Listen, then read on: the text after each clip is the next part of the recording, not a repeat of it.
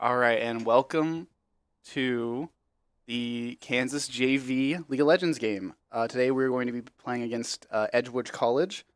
My name is Jabu, and I'm here joined by Archive. Yep, I'm here. And we're going to be the casters for today's games. And we're starting draft already. We have the Amumu ban on KU's blue side, and they're opening up with the Sejuani ban for Edgewood, which makes sense. A little bit of an expected ban, I Yep. would say.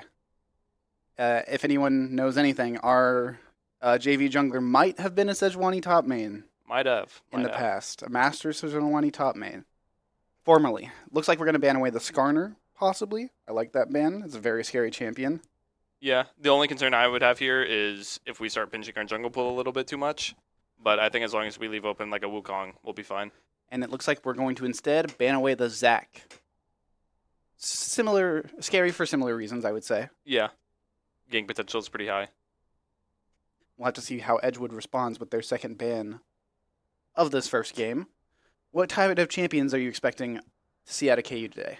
I mean, I'm really expecting a Nico support. Or As a always, Alco Neo on the Nico support. Kind of a classic around these parts, you could say. Kaisa banned away. And we decide to ban Seraphine. And last game we casted here, the enemy team loved to pick Seraphine, and we didn't have a response to it. So it seems like we've learned our lesson to ban it away, yeah. Yeah. And not let another team abuse us with that champion. Yeah. The thing I'm interested here is to see what Edgewood bans, to see if they ban like Jinx or Wukong or Skarner. And they decide to ban Nami. And it looks like KU's going to first pick Mel. I know yesterday they played it in scrims, and I think it went pretty well. Bro might be leaking scrims again. It's being picked, man. Yeah, Come on. it's fine.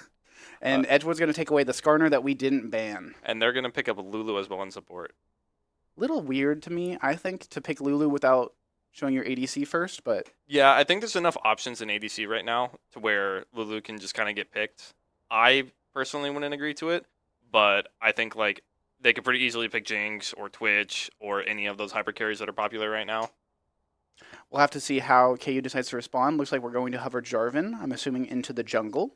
Yep, I would agree with that. I would like to see a support pick here. I think Nico can be fine into Lulu and Skarner as well. I don't really see any issue with it. Awesome if we played Blitzcrank. Yeah, in my opinion, but like, unfortunately, that might be a pipe dream. Alco Neo might not play Blitzcrank, so we'll have to see if we do go ahead and pick up Nico here.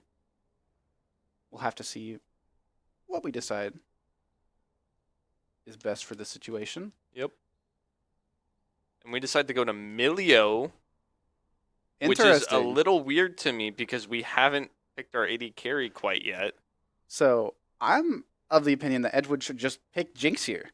Yes, like, I would very much agree. Take the Jinx, and if you're not going to take the Jinx, ban it away. Yeah, at the very least. They should. I think Edgewood should definitely pick their AD carry here. I think it would be irresponsible not to. Maybe we pick the Milio as like a counter to Skarner. Like every time Skarner goes in, you can just ball him. I mean, that could be, but even then, I don't know how much I like it. And they decide to blind the Ambessa top. I'm expecting most likely a Renekton ban away. Yeah, I would expect a Renekton ban. Though I'm unsure if we play it. It's what I'm expecting. I mean, it would be irresponsible not to, right? But they banned Mundo. Dr. Mundo taken away as, I suppose, maybe a scary matchup for Ambessa. I'm unsure. We are going to ban away Mordekaiser. Now, maybe they play Ambessa mid? That's what I would be thinking. I think I might be getting bamboozled a little bit in this draft right now. And unfortunately, they ban away my personal favorite champion on the patch, Garen. A little unfortunate, but we'll survive. Yeah, I would say so. I'm really interesting to see how the rest of this draft develops because I am a little bit lost right now. I think if we ban another top laner, then that's for sure, we're assuming it's Ambessa mid. Yeah. Though I'm not too confident that's the case. We'll have to see. Yep. And we are going to go ahead and ban away the Darius, assuming this is Ambessa mid. We'll have to see what, I'm assuming ADC gets picked here. Jinx still has not been picked up. Yeah, it's kind of insane. Everyone's forgetting about that champ right now. So either I think Edgewood should pick Jinx here, or if they, again, don't pick it, Jinx looks awesome for KU. That's what, yeah. I mean, the comp they have so far would be great fighting front to back, especially if they can get another front line. And Edgewood is going ahead and pick up the Zeri with Lulu. What are your opinions? I think Zeri kind of sucks, I'll be honest. Well, we'll have to see how Edgewood decides to pilot Zeri in this game. There's still like a front like Skarner is a ton of frontline for Zeri. Zeri Yeah. should be pretty safe to just lay out a bunch of damage. We'll have to see if Jarvan can get on top of her and stop her. Yep. And it looks like KU is going to pick up the Jinx that we've been talking about. Yep. I'm happy to see that, and I'm expecting to see some sort of blind, like good blind pick top. What do you think? I'm unsure. Maybe we go Yorick. Maybe we go Alawi. Those are some common Ash ACOG picks. Yep. But it really could be anything. He's kind of a wild card. He is. We decided to go with the Urgot. I actually really like that pick. I'm a fan. Even if it isn't best of top, I think Urgot can definitely win that matchup. It might be a little tough just because of how much Mbessa moves around. But we'll have to see what Edgewood actually chooses to send this Mbessa. If they're going to pick a mid laner here, or if they're going to pick a top laner here. Yeah, I mean, I'm trying to think of like top laners they could pick at this point. Ornn or Sion, I it mean, looks like. Yeah. I I think those are both choices that you can make. I don't know if I really agree with them. So, all in all, how are you feeling about the drafts? I mean, I like KU's draft a lot better than this Edgewood draft right now. While they do have a lot of frontline for the Zeri, I personally cannot see how they can get on top of us very easily. I agree. Like, we have this Jinx Mel who are just going to sit in the back, Yep. do some damage, and then for them to play front to back into us, they have to get through this Urgot, this Jarvan, Milio Ball, who's going to keep pushing them back. How do they get Exactly. on top of KU? I don't Exactly know. my thoughts. We'll have to Especially see. with Milio R. Yeah. The cleanse will just completely negate anything Skarner's trying to do. All right. So that concludes the draft for this first game of the for this first JV game. And we'll see you back when the game starts.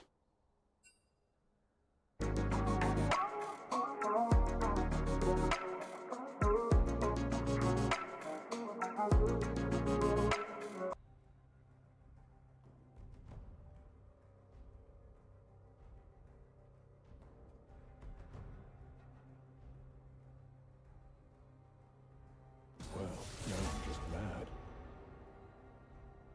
I won't be denied. Okay. You would not obey in the void.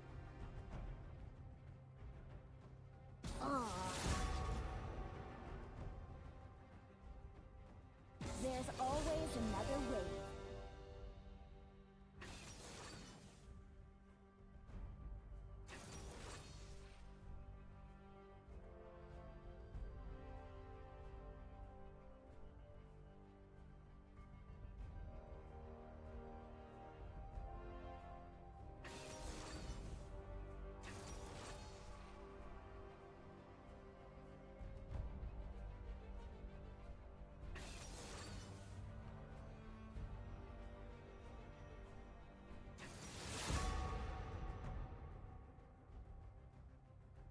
Nature's cancellation fee.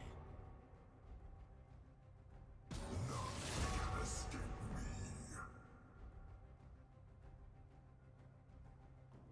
Fear, the first of many foes. I do not tolerate cowardice.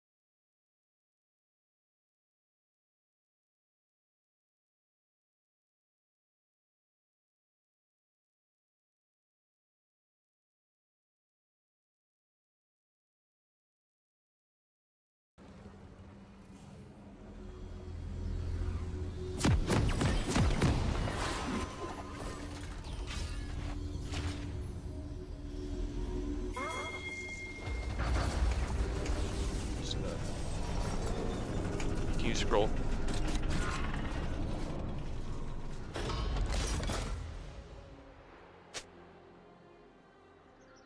Welcome to Summoner's Rift.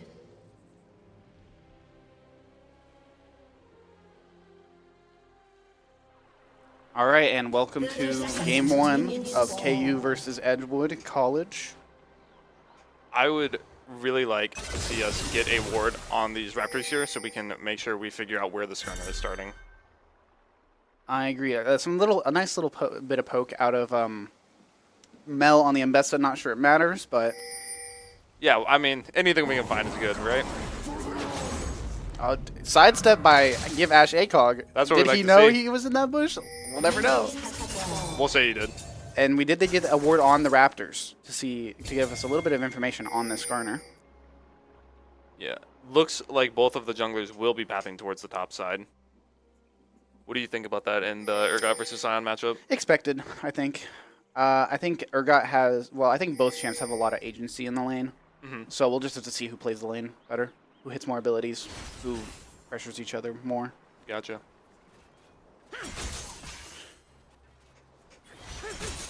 I am a little, let me think of the word, amazed that we go grasp on Mbessa in the mid lane. I think Electrocute could have been a lot better on the mill. Like, imagine that trade that she just took had Electrocute. It would have done less HP. a little bit more damage.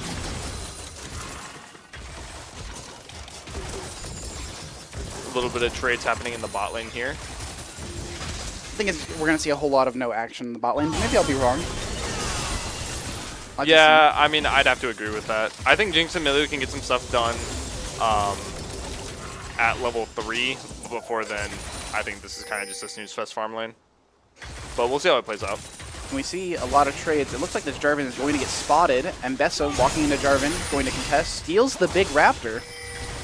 And They're going to let her get away with that? Oh, it looks like Mbessa did flash on the minimap. And that is kind of rough for our jungler there. We did get a flash out of it, but yeah, like you said, it is rough for our Jarvan. He's going to be on on level 2 for a little bit longer than we would like. Yeah, and I'm kind of surprised to see these trades happening in mid. And Mel, Frubalist, just walking a little too close to Mel and not knowing that she can just get on top of you from 10 million miles away. Yeah, I'd really like to see Frubalist here use his range advantage into this Mel and keep her back in this. Well, let's not forget, she is Mel, or she is Mbessa. She can just dodge out of anything. Yeah, that's true. With very little punishment because she's an energy champ. Yeah, some long cooldowns though. Kinda. Kind of. Kinda. Until level 11 maybe. Yep. And like we said, snooze fest, farm bot lane. Yep. Expected outcome. Nothing new here. Both the junglers are topside, and Mbessa also walking into the top lane river if you look at the mini-map. Back to mid lane. Maybe we'll see some action here from this Skarner showing topside. Skarner shows on vision here, I think, on this wave. And Givash ACOG does realize it, decides to go all in on the Scion as he's too late to run away. A lot of damage coming out here. Jarvan's on his way. Flash away, kiting towards Jarvan. I'd like to see a little bit of a response. And he gets to live. I mean, that's pretty big. Had to blow the flash. Skarner's going back in, though. Manages to get the pin on the wall, and I think Urgot is going to have to flash, which he's already done. So that's first blood over to Edgewood. A little bit of an unfortunate situation for the KU top laner. Maybe think we have to try to expect that Skarner's going to be top there. And some Eing into the Scion, Eing away. Especially after we get that Raptors ward. It's okay, though. I'm sure we're able to bounce back from it. Going to TP top lane, pick up the farm. It'll all be okay, guys. We do get double scuttle off of that. Yeah, really big tempo play for our Jarvan, who got his big Raptor stolen earlier. Would like to see Jarvan recall this bot lane, shove this wave, recall, and potentially look for Dragon Grubs. Be up tempo for at least one of them. Gold is even, though we lost a kill top lane. Yeah. Gold is actually, well, yeah, it's even. Yeah, it's about even. It's even. Looks like Jarvan's just going to go ahead and clear up while our bot lane resets here. No reset on the Jarvan is a little scary. Might be a little greedy to stay on map. Mel walking into melee range of the Mbessa. It's some nice damage off. But it just looks like Mother is beating down Daughter in this lane. That might be true. We'll have to see once this Investa gets 6. I imagine Mel might be in a little bit of trouble. Yeah, I mean, if I'm Fruitless here, I'm very scared that Mel is just going to run at me when she hits 6. Jarvan engaging onto the Mel, looking for the kill. Jarvan was also here, able to get the pin, not into the wall, but is able to slow Jarvan down. And it looks like a losing trade for KU HP-wise. Yeah. HP to HP. Though I do believe Jarvan is now going to look for this reset. Finally. We have Grubs in 15 seconds. Dragon already spawned. And it looks like Edgewood is going to put Prio on this Dragon as we've sent Lulu up here. I'd imagine they're starting it now. Yeah, it looks like Skarner's hitting that Dragon. Yeah. And Lulu's playing in the river as well, helping Skarner get that Dragon. Emilio on a roam to mid lane, not much to do bot lane. Give this Jinx free farm, free XP. Maybe not free farm, but Yeah. more XP than if Lulu was in the lane. Yeah, nothing bad there. Looks like we're going to go ahead and start up on these Grubs with our top lane Prio. And it is... Sorry, go ahead. I would be a little bit scared for this happening if Mbessa wasn't resetting right now, but since she is, I think it's okay. Hey, But she will TP back to that wave. We understand that this Mbessa has to reset. It's our time to go for these Grubs. Even though she can TP back, hopefully Mel can get a push in. I don't know how true that is, but Yeah. I think that's sort of the idea. Looks like Skarner's going to walk up to these Grubs. Mbessa's stuck mid. A little bit of trade happening here in the mid lane. Positive for once on Mel's side. And KU gets all 3 Void Grubs, and all's well that ends well. Yeah, I We would trade agree. Dragon for Void Grubs. I think that's overall a decently positive trade for us, considering we have the Urgot and Jinx. Yeah. Mbessa walking into this jungle, going to get soccer balled. And Milio is going to get engaged on by Public Execution. Flashes away, and Bess is now on the Jarvan. Lulu's here, Skarner as well. But Jarvan's able to flag and drag, and it looks like we're able to get out alive. Mel here, Urgot here. Maybe we're going to see a bit of a fight. Yeah, Jinx Rocket's coming up. Good damage onto Lulu. Scion's here as well, though. I'm a little bit scared of us walking into this push. That's a lot of damage, and that is Edgewood picking up a double kill. Just a little too deep on the side of KU. Fight's not over. Lulu and Mel duking it out. Scion going to charge his... Mel does get the kill onto Lulu, and Milio is able to escape, so we do trade 2 for 1. Though it's not the worst thing in the world, this Urgot is maybe not that far behind, but is looking like it might be a little hard to... Yeah, I'd be interested to see if we can get the gold differential here. And it looks like it's actually not that bad. They're Yeah. pretty even. It's only like 100 gold difference. Yeah, the only difference in gold really here is a little bit in the jungle. About a 600 gold lead for the Skarner, who does have the double kill. Skarner ulting in mid, and Mbessa and Skarner both trying to get this Mel. And it looks like Mel is going to fall to the Mbessa. Jarvan here, maybe going to flag and drag, or just flag. And not much counterplay there for Mel. You might have to identify, hey, there's still a Skarner around. Maybe I can't walk up into this mid lane. Yeah, I'd have to agree with you there. But we still have Mel. She's still a scaling monster. We still have Urgot. We still have Jinx. We just have to scale into this mid game. Yep. And then into late game and hope that we can clean it up. Yeah, I think KU's game plan here should be to just slow down this game a little bit. That being said, Jarvan is in a great position to gank here. He's able to land the Cataclysm onto Lulu. Jinx is able to follow up with the traps. Hopefully we can get a reset here. Maybe look onto Zeri as well. That's Lulu going down, being picked up by Jarvan, and we're going to have to back off because the wave's not here. Lulu no flash. Free kill for Jarvan. Yeah, Cataclysm. I think that's the name of the ability. yeah, Maybe. that's all, I think. That's what I Jarvan said ult Cataclysm. anyways. Hey, for now, for this stream, it's Cataclysm. Yeah, until we can get a fact check on that. Cataclysm falling in on that Lulu, and she can't get out. No flash. She's stuck in there. Yep, And a free kill over to the side of KU. It would have been nice to see that kill go over to Jinx, but it happens. little engage onto the Scion from Give Ash ACOG. Some nice damage coming out. And But- it looks positive. It does look positive, but it just doesn't look like there's much he can do in this lane. Yeah, it is a farm fest. Like, if the enemy picks Scion, it boils down to a farm fest. And it looks like Skarner is clearing towards bot, whether we know that or not. Unless there's something big to recall here on for the Urgot, I would have loved to see him go behind the turret and proxy. Yeah, I think it's a little bit scary. I don't think KU knows exactly where that Skarner's at. And it also Grubs are spawning, so it might be even scarier. Getting the reset actually probably is better, so Urgot can be on the map with as many items as he can Prior to for this this Grub Grub spawn. fight. Yeah, Yep. for this Grub fight. I would really like to see our bot lane go ahead and push this wave, but it looks like we're getting engaged on by Mouth. Public Execution is coming out by Mbessa, I'm sorry, and that is a solo kill over to Edgewood in the mid lane. Unfortunately, we had just blown all of our abilities as Mel to clear that wave that was getting shoved under. And a nice kill picked up by Jarvan on the Mbessa. Yeah, Sion is here now, had the R over, but Jarvan will be able to escape, thankfully, and was able to pick up that huge shutdown on Mbessa. I believe that was 550 gold on that kill.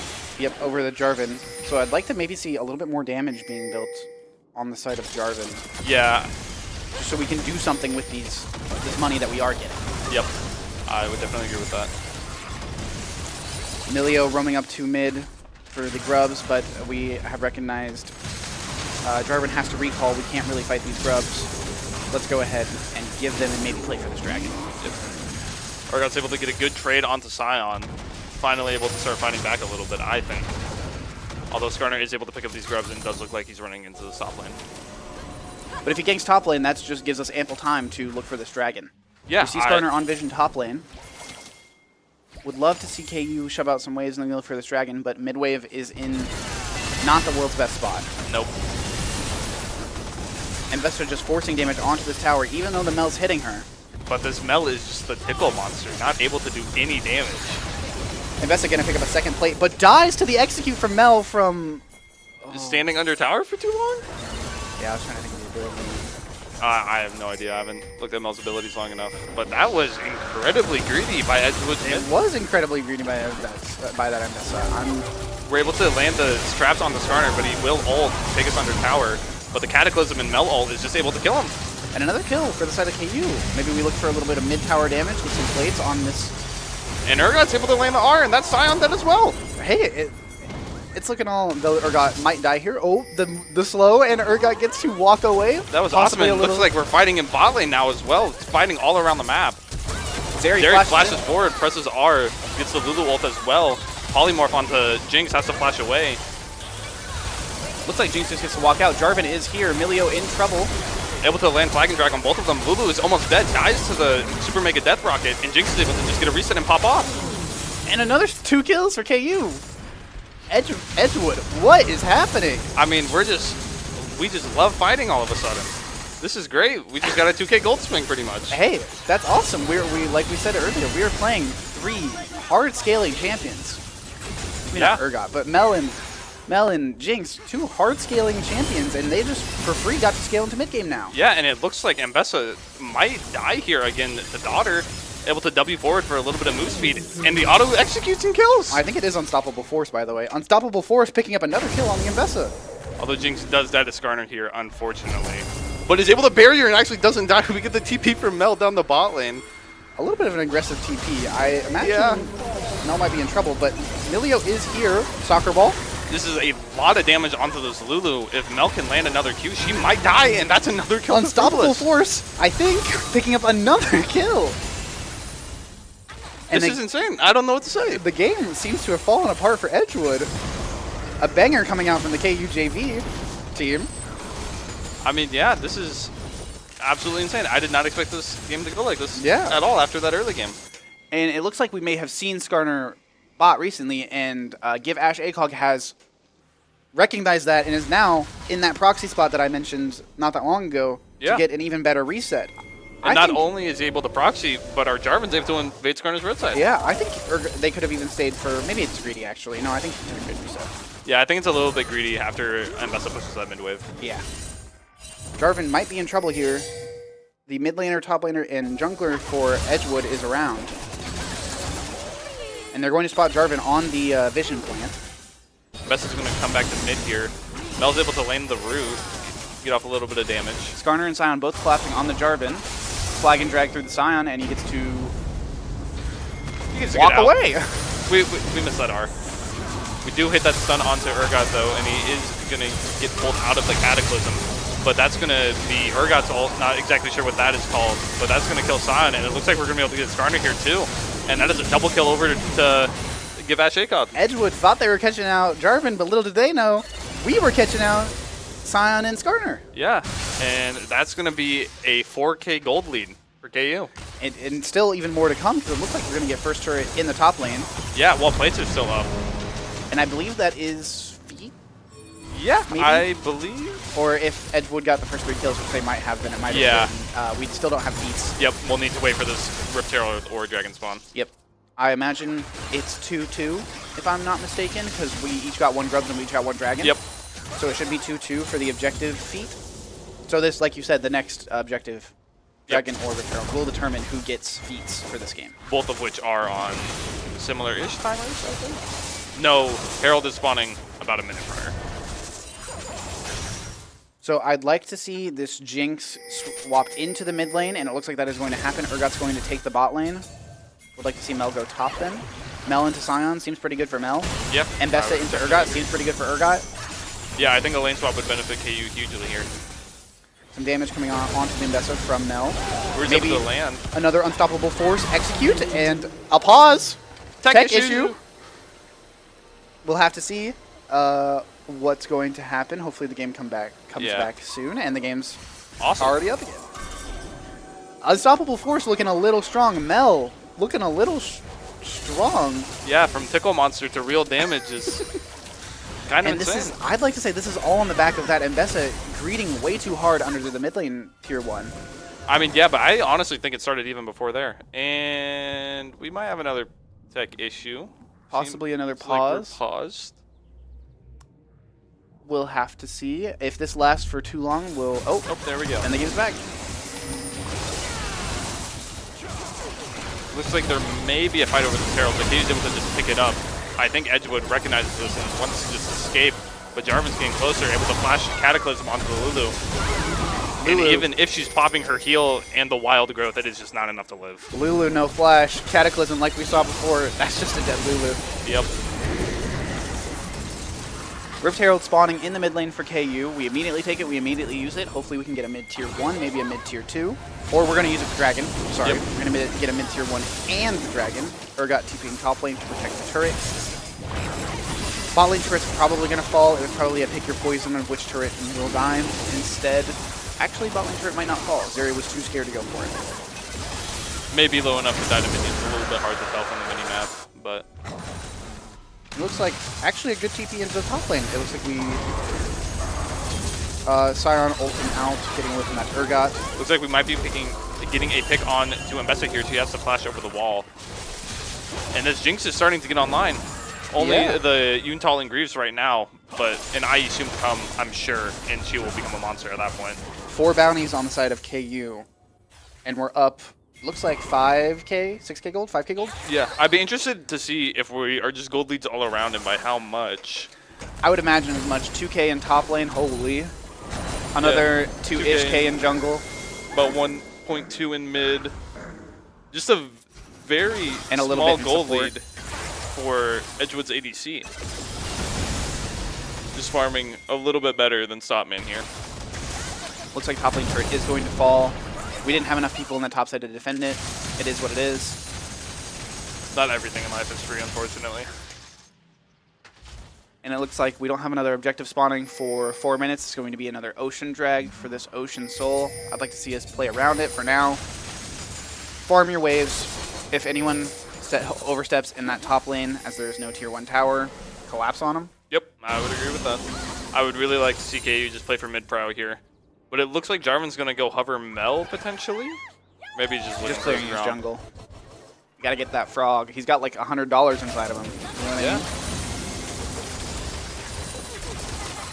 Very true. And it looks like we might go into another farm snooze fest. Unless KU brings the Jarvan in the Mel mid, maybe looking for a collapse on this mid lane. Skarner is around. Yeah, it looks like we might see a fight on these Raptors here. Jarvan gets spotted by Control Ward, doesn't know the Skarner's area and Lulu are here. Jarvan's going to get pinned into that wall, but Mel's able to get some damage off. Zeri's going to ult as well. Jarvan Cataclysm onto Zeri. Zeri's going to have to flash out. Lulu's going to dive, but Skarner ult is able to hit too. Mel's going to go in, press his ult, and that is 3 dead for none? Yeah. I think that might have boiled down to Edgewood didn't know Mel was here. Yeah, And so they engaged on the 3v3 where they thought they could maybe catch Jarvan out, but they just don't have enough damage right now with Lulu, Zeri, and Skarner. Yeah, I don't think Edgewood can really look for much here without having Mbessa nearby. But also, this gold lead this gold deficit that they're playing from kind of just makes it hard to do anything. Public execution here from Mbessa just barely missing. Jarvan pinging for some help from Mbessa and Jinx, or Mel and Jinx. Jarvan's gonna have to go back in, try to stall this out a little bit. If Mel does get here in time, Mbessa looking for the Jarvan. Where is she going? Straight to the grave. Another unstoppable force execute onto the Mbessa. Earlier in this game, we saw the mother-daughter fight going to the way of mother, and now it's going to the way of daughter. Daughter scaled. Daughter scaled. She grew up a little bit, able to fight back. And it looks like mid crowd's going to go over to Edgewood. Jinx getting caught. Yeah, gonna have to burn the flash there. Little bit of a greedy way to walk. I agree. Could just walk the tower. Scoring, throwing a rocket Jarvan. Not going to do much. Yeah, not able to find anything there. We got about a minute 30 until this drag spawns. I would really like to see KU here push out this mid wave, get some resets off, and then do the same thing and play for this soul point. Urgot engaging onto the Sion in the bot lane. Another kill over to the Urgot. And I don't remember if you were saying earlier that it was just a farm fest earlier, but... well, it changed when Urgot got some gold, you see. Yeah, I understand that. Skarner's going to be showing on the bot wave. Not much he can do, I believe. That turret's just going to die to Urgot. With Yeah. 3 showing mid on the side of Edgewood and the rest of KU getting Otacon, this Urgot should be free to push this tier 2. Yeah, and to my understanding, this looks like a voracious Otacon, which it is, so now we're going to have these resets for the soul point drag. We trade away Otacon and a tier 1 bot for the tier 1 and tier 2 mid. It's a little scary, but like you said earlier, not everything's free in life. Yep, Jinx is going to get ran out here. Zeri's going to flash forward. Public execution is going to land, unfortunately. But with Voracious, they just committed 2 ults and Zeri flash. They won't have that for drag anymore. Yeah, it looks like maybe an easy drag fight for KU. I'm not sure I super like Jinx walking to that mid lane Yeah, not and a giving super away fan of the it. Otacon revive for free, but so be it. So far, We not got stuff incredibly out of it. unpunished. We got stuff out of it. Yeah. We got the Mbessa ult out. We got the Zeri ult out. Yeah, I would really like to see KU just as 5 play for this dragon here. Sion doing Sion things, pushing in the side lane, getting CS, scaling up. It looks like the rest of the 4 of Edgewood are going to... Well, actually, Skarner's looking for his Raptors. They identified they can't really contest this dragon with all the ults that they've earned mid lane looking for that Jinx. Yep. And so that's just another dragon over to the side of KU. Yeah, and that will be soul point. Another engage from Urgot onto the Mbessa in the bot lane. But he's going to have to flash. Urgot ult does barely just miss, but Jarvan is flash forward. Cataclysm onto Lulu, dropped it immediately. Still looking forward here. Zap Zap barely misses. Flag and Drag also barely missing. Hopefully we'll be able to get this Lulu though. But it looks like she's just barely too fast with Whimsy. She might have been Speed Racer. Yeah. Running away from all of KU. A little interesting on another engage down on the bot lane onto Mbessa. Mbessa going to die. Public execution going wide. Not hitting him fast enough. And that's another turret in the bot lane for Urgot. Yeah, and if you had to ask me here, if Sion stays here for too much longer, he will just die to this Melt ult. Unstoppable Force once again. Might be picking up another kill. This Sion running away. Three members of KU are pressuring this mid wave. It looks like Edgewood's going to respond to the Urgot in the bot lane and then bouncing back to the mid lane, getting tethered between the 2 towers. Yep, and it looks like Mel's getting engaged on here. Sion ult coming out, not able to stop the Sion Q from going out, but is able to go invulnerable, stop any damage from happening. Even if Sion gets the kill on this Mel, the Otacon revive would, like, it wouldn't be a real kill. Yeah. Mel flashing away a little interesting. Still Yeah. looking for the Sion. And is able to get it. All's well that ends well. It's a little interesting to Yeah. flash while you have Otacon revive. You could just let him get your Otacon revive. You're still wasting his time. You still bought your team enough time to get the inhib mid. That was the play you were looking for. Yep, But still, oh well. good play. Could have been better, but It could have had flash with this bear and then spawning in 30 seconds, but hey, we like got the you inhib said, mid. all's well that ends well. We got the inhib mid. I would like to see, does Urgot have TP? Urgot does have TP. I'd like to see this Urgot go into the bot lane while the rest of KU pressures this top, this Baron. And I'd like to see us, even though we have supers in mid lane, fight for the mid lane pressure. Yeah, I'd really like to see KU position themselves on mid to make sure we can get this mid push. And it looks like now we are. Jarvid, flag and dragging towards the Zeri, and Lulu doesn't have Flash Cataclysm like he did last time. And it looks like KU's going to turn on to this Baron. Urgot taking the Raptors. And I think with Jinx Melt, we have plenty of Baron damage. The only thing I'd be scared a little bit here would be if Skarner tries to flip it, but Skarner just seems to not care. This Skarner doesn't want to be at objectives, I suppose. He's got to clear this bot wave. Urgot buffering his E with the Scion, I don't remember the name of the ability, Scion Q, Scion Smash. Urgot keeping mid to defend the inhibitor turret from Mendesa. Public Execution is going to land. Zeri's also here, but stepping way too far forward into our Urgot. While Jinx Super Mega Death Rocket is going to hit, going to start to put fear onto Mbessa. Urgot's able to pick up 2 already, and Jinx is able to kill that Lulu who is running away. Urgot may not even die here, and Zion's going to fall as well. Just an overextension on the side of Edgewood. They almost kill that Urgot, and if they do kill that Urgot, maybe it looks better for them, but you got to remember, all of KU, the rest of KU was collapsing on them from that Baron. Yeah, Skarner finally recalling away from this bot wave, but I think it is just a little bit too late. KU's approaching the base. And it looks like this game might be a wrap. If I'm Edgewood, I'm saying, Skarner, where are you? Yeah, he might have been frolicking down in the bot lane. The farm was important to him. Skarner ult going to drop onto Jarvan. Looks like it's not going to matter. Yeah, going in just a little bit too early. A lot of damage taken here. That is a Jinx reset. Cataclysm is going to land onto Lulu. Both of their Nexus towers are down. Lulu is dead. Mbessa soon to follow, and this Jinx is just attacking rapidly. Zeri gonna fall, and the Nexus gonna fall for Edgewood. Game 1 going to the side of KU. A fantastic game all around. They looked a little scary in the beginning, and then we just decided to fight everywhere on the map, and we came out on top. Hands gapped. Yeah, hands gapped it seems. All right, we will see you in the next draft for Game 2. See you soon.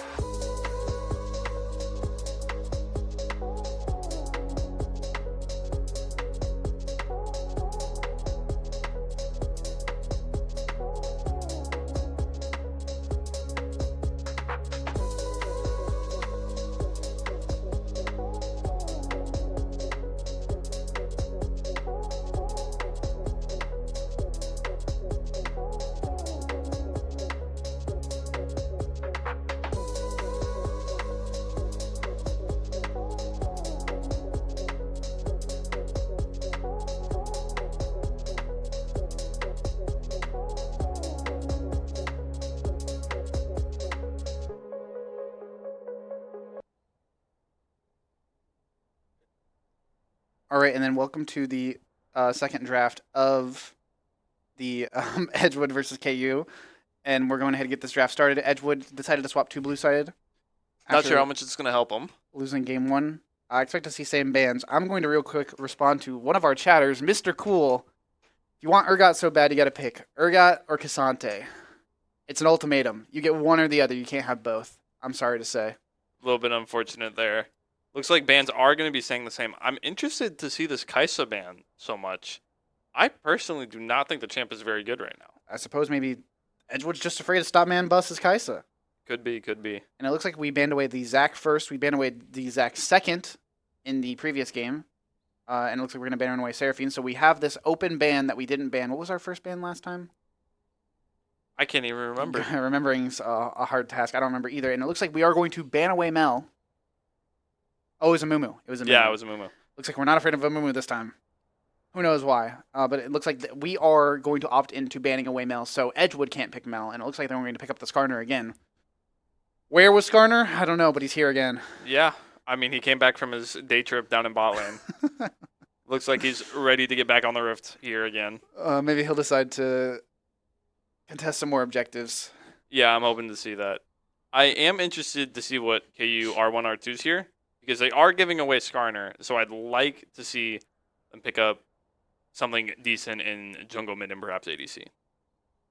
Milio going to get picked up again on the side of KU. I suppose we just love Milio. Yeah, Jinx? And I would like to just see a Jinx pick. I don't think Kog'Maw is bad by any means, but I think Jinx is just where we're comfortable at. And I that do think looks Jinx like is where we're better. gonna plan. And I do like this adaptation of they pick Skarner. Okay, Milio Jinx. Yeah. What are you going to do? You're going to Skarner ult? Guess what? We're going to Milio ult. Like, Exactly. it's a bit of a handshake. I would love to see R3 Garen. What are your thoughts on that? I mean, I don't have any thoughts on it. I don't know a lot of top lane matchups, but it looks like We're going to respond with Edgewood Twitch. is going to respond with Twitch after they had banned Lulu. That is interesting. Ban Lulu, pick Twitch. Yeah, especially when KU drafts Milio. I'm interested to see what support we pick up here. Twitch does tend to favor enchanters, especially ones who can build Ardent for him. But I don't hate the idea of picking Leona, potentially. Twitch even though it is a little Braum? hard into Milio. But Twitch Braum is something I was not expecting quite at all. I was maybe expecting like Twitch Yumi, Yeah, I could have seen Twitch Yumi or even like a Twitch Janna but here we are in the world where Twitch Braum is getting picked. is what we're picking up into Jinx Milio. Yeah. Interesting. We're going to see what KU decides to pick on R3. It looks like we're going to go for that standard Jarvan. Jarvan, Jinx Milio. We just watched it. It worked. Why not do it again? Yeah, if it's not broke, don't fix it. Yep. Banning now on the side of KU. Probably going to ban away more top laners. Yeah, that would make sense. Banning away the Mordekaiser once again. I'm expecting Mordekaiser and Darius. That's what we banned last time. It worked. If it ain't broke, don't fix it. Just trying to get a good matchup in the top lane for give Ashe ACOG. Mm-hmm. I'm interested to see if we decide to blind something top here or blind mid. I'd be more leaning towards the blind mid, but I'm interested to see what that mid pick will be. I would expect a blind mid. They're going to ban away the Urgot. It did too much work in that last game. So let's go ahead and ban it. You know what I mean? Yeah. Malphite getting banned away. Maybe we're going to pick some sort of like AD. Yeah, what's your read on this? Is it like an AD Alawi? big damage top? I'm unsure. Way getting picked here. I really like this way pick into Skarner and Braum, especially. What does Skarner and Braum want to do? They want to sit on top of you, or they want to sit on top of their guys? What does Hwei do? He puts down these big AoE damage fields, and you can't really stand on top of people. Nope. Also does huge damage to tanks with the Leandri's BFT core. Mr. Cool responding to what I said, saying it's a scam. Well, I'm sorry, Mr. Cool. It's got to be Urgot or Cassante. You can't have both. Aatrox looks like he's going to get locked in on the side of Edgewood for the top laner. A little bit of a scary guy in the top lane. It's not very fun to play into him, but we'll have to see how KU responds. Yeah. I mean, with a title like the World Ender, got to be kind of scary. He's got to be kind of scary. I could maybe see an Alawi. Sort of like a handshake lane. Yeah. And you can just perma push, and if like anyone more than Aatrox comes top, you get to 2v1 them for free. Or it's just really hard. You know what I mean? So that's what I would expect on the side of KU, but we'll have to see. Maybe a Yorick, Akali getting picked for the mid laner of Edgewood. Akali versus Hwei, I think that can be bad for Hwei. I'm not 1,000% sure. I could believe it. I could definitely believe it. Maybe Mr. Cool, a certified Hwei player, could give us some insight on this Akali versus Hwei matchup. We'll have to see if he responds in the chat. And this last pick for the side of KU is going to be, drum roll please. Come on. We got so many top laners we can pick. We still don't know. Fiora getting locked Fiora's in. going to be our pick. Interesting. It's going to be a fun lane to watch top lane. I actually kind of really like Fiora here. Yeah. Braum has a lot of CC. Skarner has a lot of CC that can get parried. Parry and Aatrox. Aatrox has Q3. three knockups that can get parried. And his chain pullback thing. It'll be good. And I think Fiora is really strong on this patch. They recently made a change to true damage where it could get amplified by anything and everything. And I am of the opinion that really broke Fiora. My hope is that ACOG will go press the attack. I think it's the stronger of the two Fiora runes. And that concludes draft. We will see you guys when the game starts. See you soon.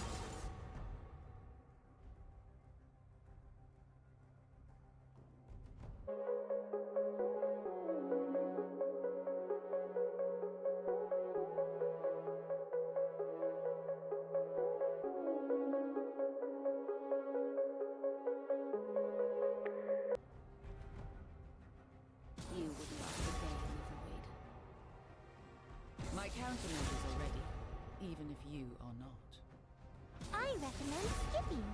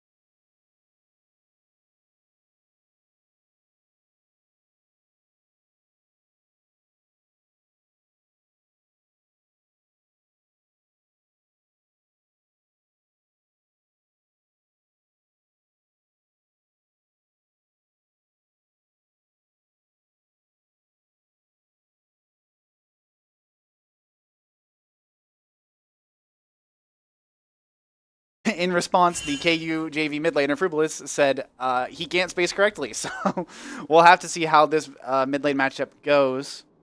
Hopefully, Frubilis can pull it together, but we'll have to see. Yep. Jinx Melio bush cheesing against the Switch Braum. Twitch invising forward. Maybe we're going to see a little damage. They don't spot Twitch. Nothing happens. Yep. Jinx should just get this wave prio pretty easily. I'm a little surprised to see this Braum able to play this far forward and not get poked out. After missing Q, though, looks like he will finally be getting punished. Aatrox Q's up in the top lane onto the Fiora. Should be fine. Now the Aatrox Q is going to be down for 9 seconds. Fiora might be able to do something in the wave, but we'll have to see. Yep. Like you said, this Jinx looking for prio. And it looks like KU's jungler Gromp Rider on Jarvan is going to be doing a little bit of vertical jungling here. Yeah. After taking his red buff, invading Skarner's top side. Well, we can hope that Skarner is none the wiser. It would be awesome to see a bit of a jungle lead just from this invade. Yeah, and it looks like we'll get it. We're able to spot him out on a ward we place on that Raptor pit. So Jarvan knows he has plenty of time to secure this Gromp. I would like to see him just go back into his red side and clear it down. Yeah, just get Raptors all the way down, skip Krugs. Yep. It doesn't matter, you've already gotten a blue buff Gromp. Up on Skarner, skip And Krugs. that looks exactly like what he's going to do. Yep, it looks like he might still be looking for these Krugs. Maybe, we'll have to see. Nope, goes for the Raptors. I think that's the right decision. Krugs don't mean nothing. Nope. You know what I'm saying? They don't mean nothing to him, man. They don't mean nothing to him, man. A little bit of a scrap down here in the bot lane. Millie walking forward into the Braum, able to land the ball, and just a little bit of chunk damage coming out. Aatrox being aggressively towards the Fiora. Fiora missing the parry timer. If I'm give Ash ACOG here, I'm a little bit worried, especially since Skarner doesn't have his top side anymore, so he's just going to be looking for something to do on the map. And I think Skarner might have found that in a gang top side. We'll have to see how Give Ash ACOG responds if the camera could go up there. He's able to get suppressed, flashing out pretty early, able to dodge Aatrox full Q3, and is able to live after extending flash. Not the worst thing ever. The wave is in a pretty terrible spot for Give Ash ACOG here. Looks like he's going to have to reset. Let's hope Aatrox decides to push, and then we get to be back and face the wave. That would be optimal for us, but we'll have to see how it goes. A little bit of a snooze farm fest down here in the bot lane. Maybe we look for more damage on Braum here. We're going to rocket the wave. Jarvan, though he was late to late to clear because of all the invading, still gets to the scuttle and gets it. Skarner looking mid onto this way. Able to get the pin onto the wall. Shattering Strike is going to come out, and Wei is going to die for first blood. Just not giving enough respect to that Skarner, who could potentially be behind him and do exactly what he did in the mid lane to Wei. Soccer ball going to land onto Twitch. I know it's not called soccer ball, but that's what we're calling it. It might be a damn soccer ball. It might be a soccer ball. Yeah, and I think it's just KU's getting taught that lesson once again. Don't underestimate your opponents. Yeah.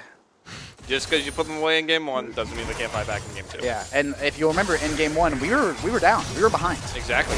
We were not doing great early, and it looks like while we are able to not be disadvantaged in jungle like we were last game, getting that Raptor stolen by the Mbessa, we did give over first blood in mid lane. We did, yeah, that's true.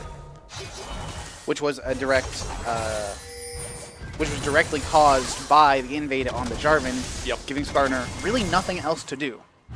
So in the future, hopefully we can identify, hey, if my jungler invades, takes all their camps, where are they going to go? My lane. My lane. And we'll have to see how the rest of the game boils out.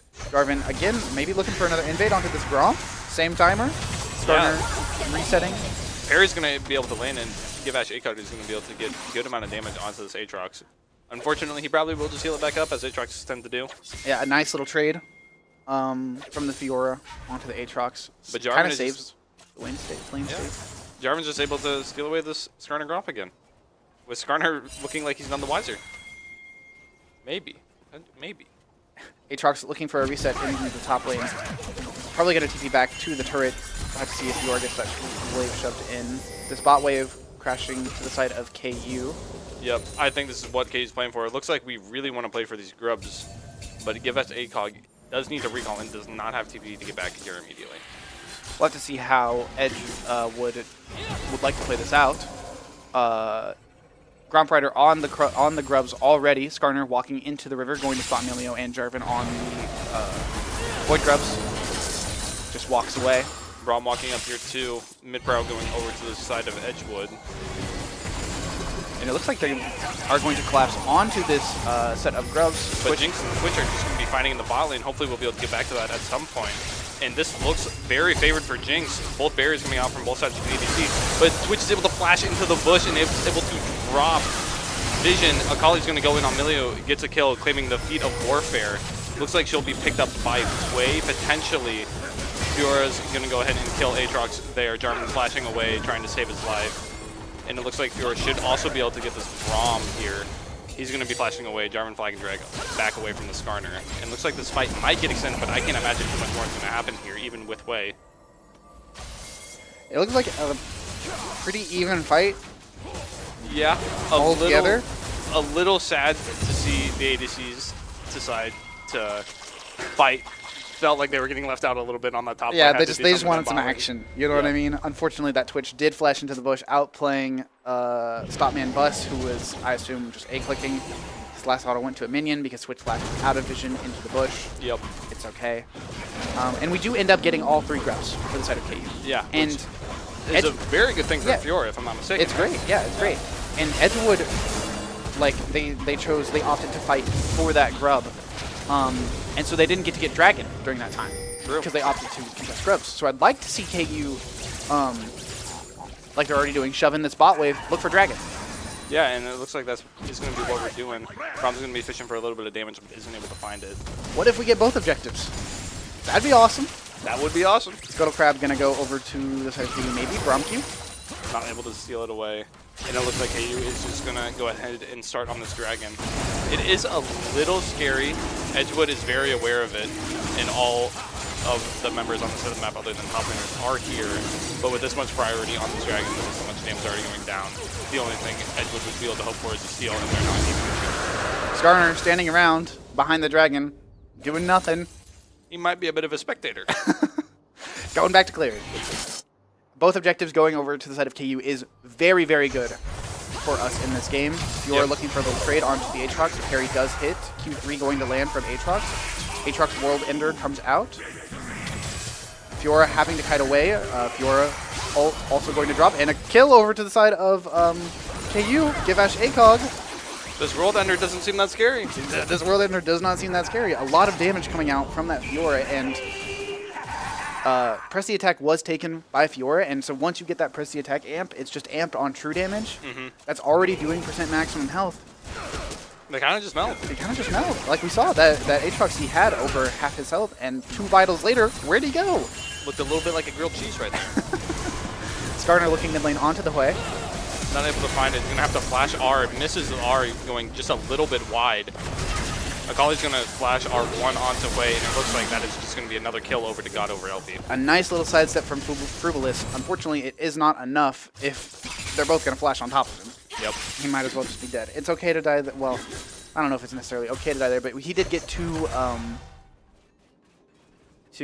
flashes out. Yep. There we go. Fiora engaging onto the Aatrox. Single trades. Parry is going to land from the chain. Another vital proc. And a good trade over to the side of Give Ash ACOG on this Fiora. Yeah, I mean, this BTA damage looks kind of crazy. Fiora might have the most damage top lane on patch. That's all I'm saying. That's all he's saying. Skarner showing top lane, clearing that control ward. Jarvan also top lane. Looks like a whole lot of nothing is going to happen. Grub spawning in a minute. Yep. Like to see KU, like they've been doing, get Prio mid lane, get Prio top lane, look for these grubs. And it looks like Milio is going to recognize that and start heading towards the top side. You're going to get a plate, has 3 grubs, has demolished 2 plates actually. Hey, plus 300 gold, 250. Yeah. Plus 250 gold, just like that. Brom's walking out of the way here. He's going to press R and Q and Ignite. Not sure exactly what he was hoping for there with the Akali being so far, but Way's going to step back up into the Twitch ult, and he's just going to die. Milio is also looking really low. Super Mega Death Proc is barely going to miss. Maybe it connects onto Aatrox. Looks like it might have. A bunch of damage coming out from that Hui. Unfortunately, it was not enough. Yeah, I would have liked to see Frubalis there save his R a little bit after he already looked pretty dead. I think maybe KU could fight for these grubs if they have Hui R, but with that big of a fight going down in mid lane, it looks like at least the grub start is going to go over to the side of Edgewood, but I believe we'll be on the map fast enough to contest at least one of them. Yeah, potentially too. Jarvan's here. Braum is low enough to where you can't really do much, and Akali does not have her TP quite yet. Maybe She just used it. Yep, she just used it. Never mind. Fiora flanking on the top side of the Grubs. Looks like a big fight's about to maybe. I would like to see KU just walk away from this. Then play disadvantage for this Grub, and Edgewood is going to be able to pick up all three on the second side. Yeah, I think it's the right decision not to fight for these Grubs. It'd just be a little too volatile for KU. And it looks like we're just going to go back to farming. Get this mid push, get the bot push. Yep. Scale up a little bit more. We already got the top push. Nothing to play for right this second. Dragon in a minute 30. I'd like to see us get the mid push, bot push. Yep. Play for this Dragon, but not get caught while doing it like we did in the last 2 minutes of the game. Yep. Looks like we're going to hit this bot turret, maybe get a plate on the side of Emilio. Have to maybe be careful. Maybe we don't know where Skarner is. Have to be a little afraid of him, though he's not here. Yeah, I would really like to see KU's bot lane reset here, which it looks like Jinx is trying to do. Because, I don't know if you noticed this, Twitch does have Bork now, and that's a little scary. Yeah, I'd like to see if Jinx... I think she has enough money to full buy her item. Hopefully she does. Maybe not. Maybe not. Twitch has 2 kills, so we'll have to see. Yeah. But it is really hard to push in this wave with Twitch. Yeah, so Twitch is just going to ult here onto the Jinx, able to get off quite a bit of damage here. Not able to fully get the kill between Milio's W's and E's. But hey, now Twitch ult is down. I would really like to see Jinx reset right now, sack this wave, get on the map for Dragon, but it looks like that decision's not going to come through. Nope. Like, it's okay to sack this wave if you get tempo out of it, I think, in my opinion. Yeah, I'd have to agree with you there, but it doesn't look like he's really going to be able to respond to this Dragon anymore. So it looks like this Dragon might go to the side of Edgewood. I'd like to see a play happen topside in response, though Jarvan is bot lane. Nice little trade coming out for the Aatrox, going to go over the way to the Aatrox. Yep. In favor of the Aatrox. Dojanico is just trying to look for something here.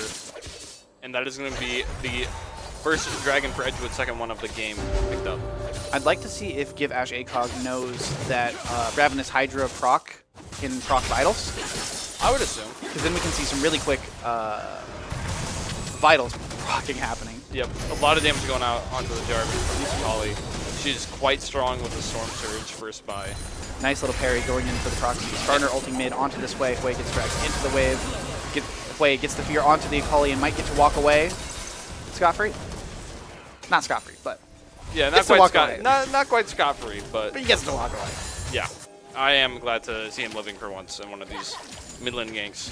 The Dragon did go to the way of Edgewood, like we expected. That's okay. I mean, Twitch is really strong. We didn't get a reset. We didn't get good tempo onto the bot lane, so we couldn't really play for the Dragon. Nothing out of them on there. I would like to point out, though, the gold is still very even in this game. Yeah. The lead that they have in bot lane and mid lane is getting counteracted by the lead that we have in jungle and top lane. You'll see Jarvan is up roughly 30 CS on the Skarner. That's nothing to scoff at. Especially in the jungle. Yeah, that's like 600 gold maybe, my guess. 500. Yep, close. Just about. 500. And top lane is also up about 500, 600 gold. Yeah, and that's counteracting the 1k gold lead that they have in the bot lane. It's not quite 1k, it's like 700, but yeah, that's counteracting the lead that they have in the bot lane.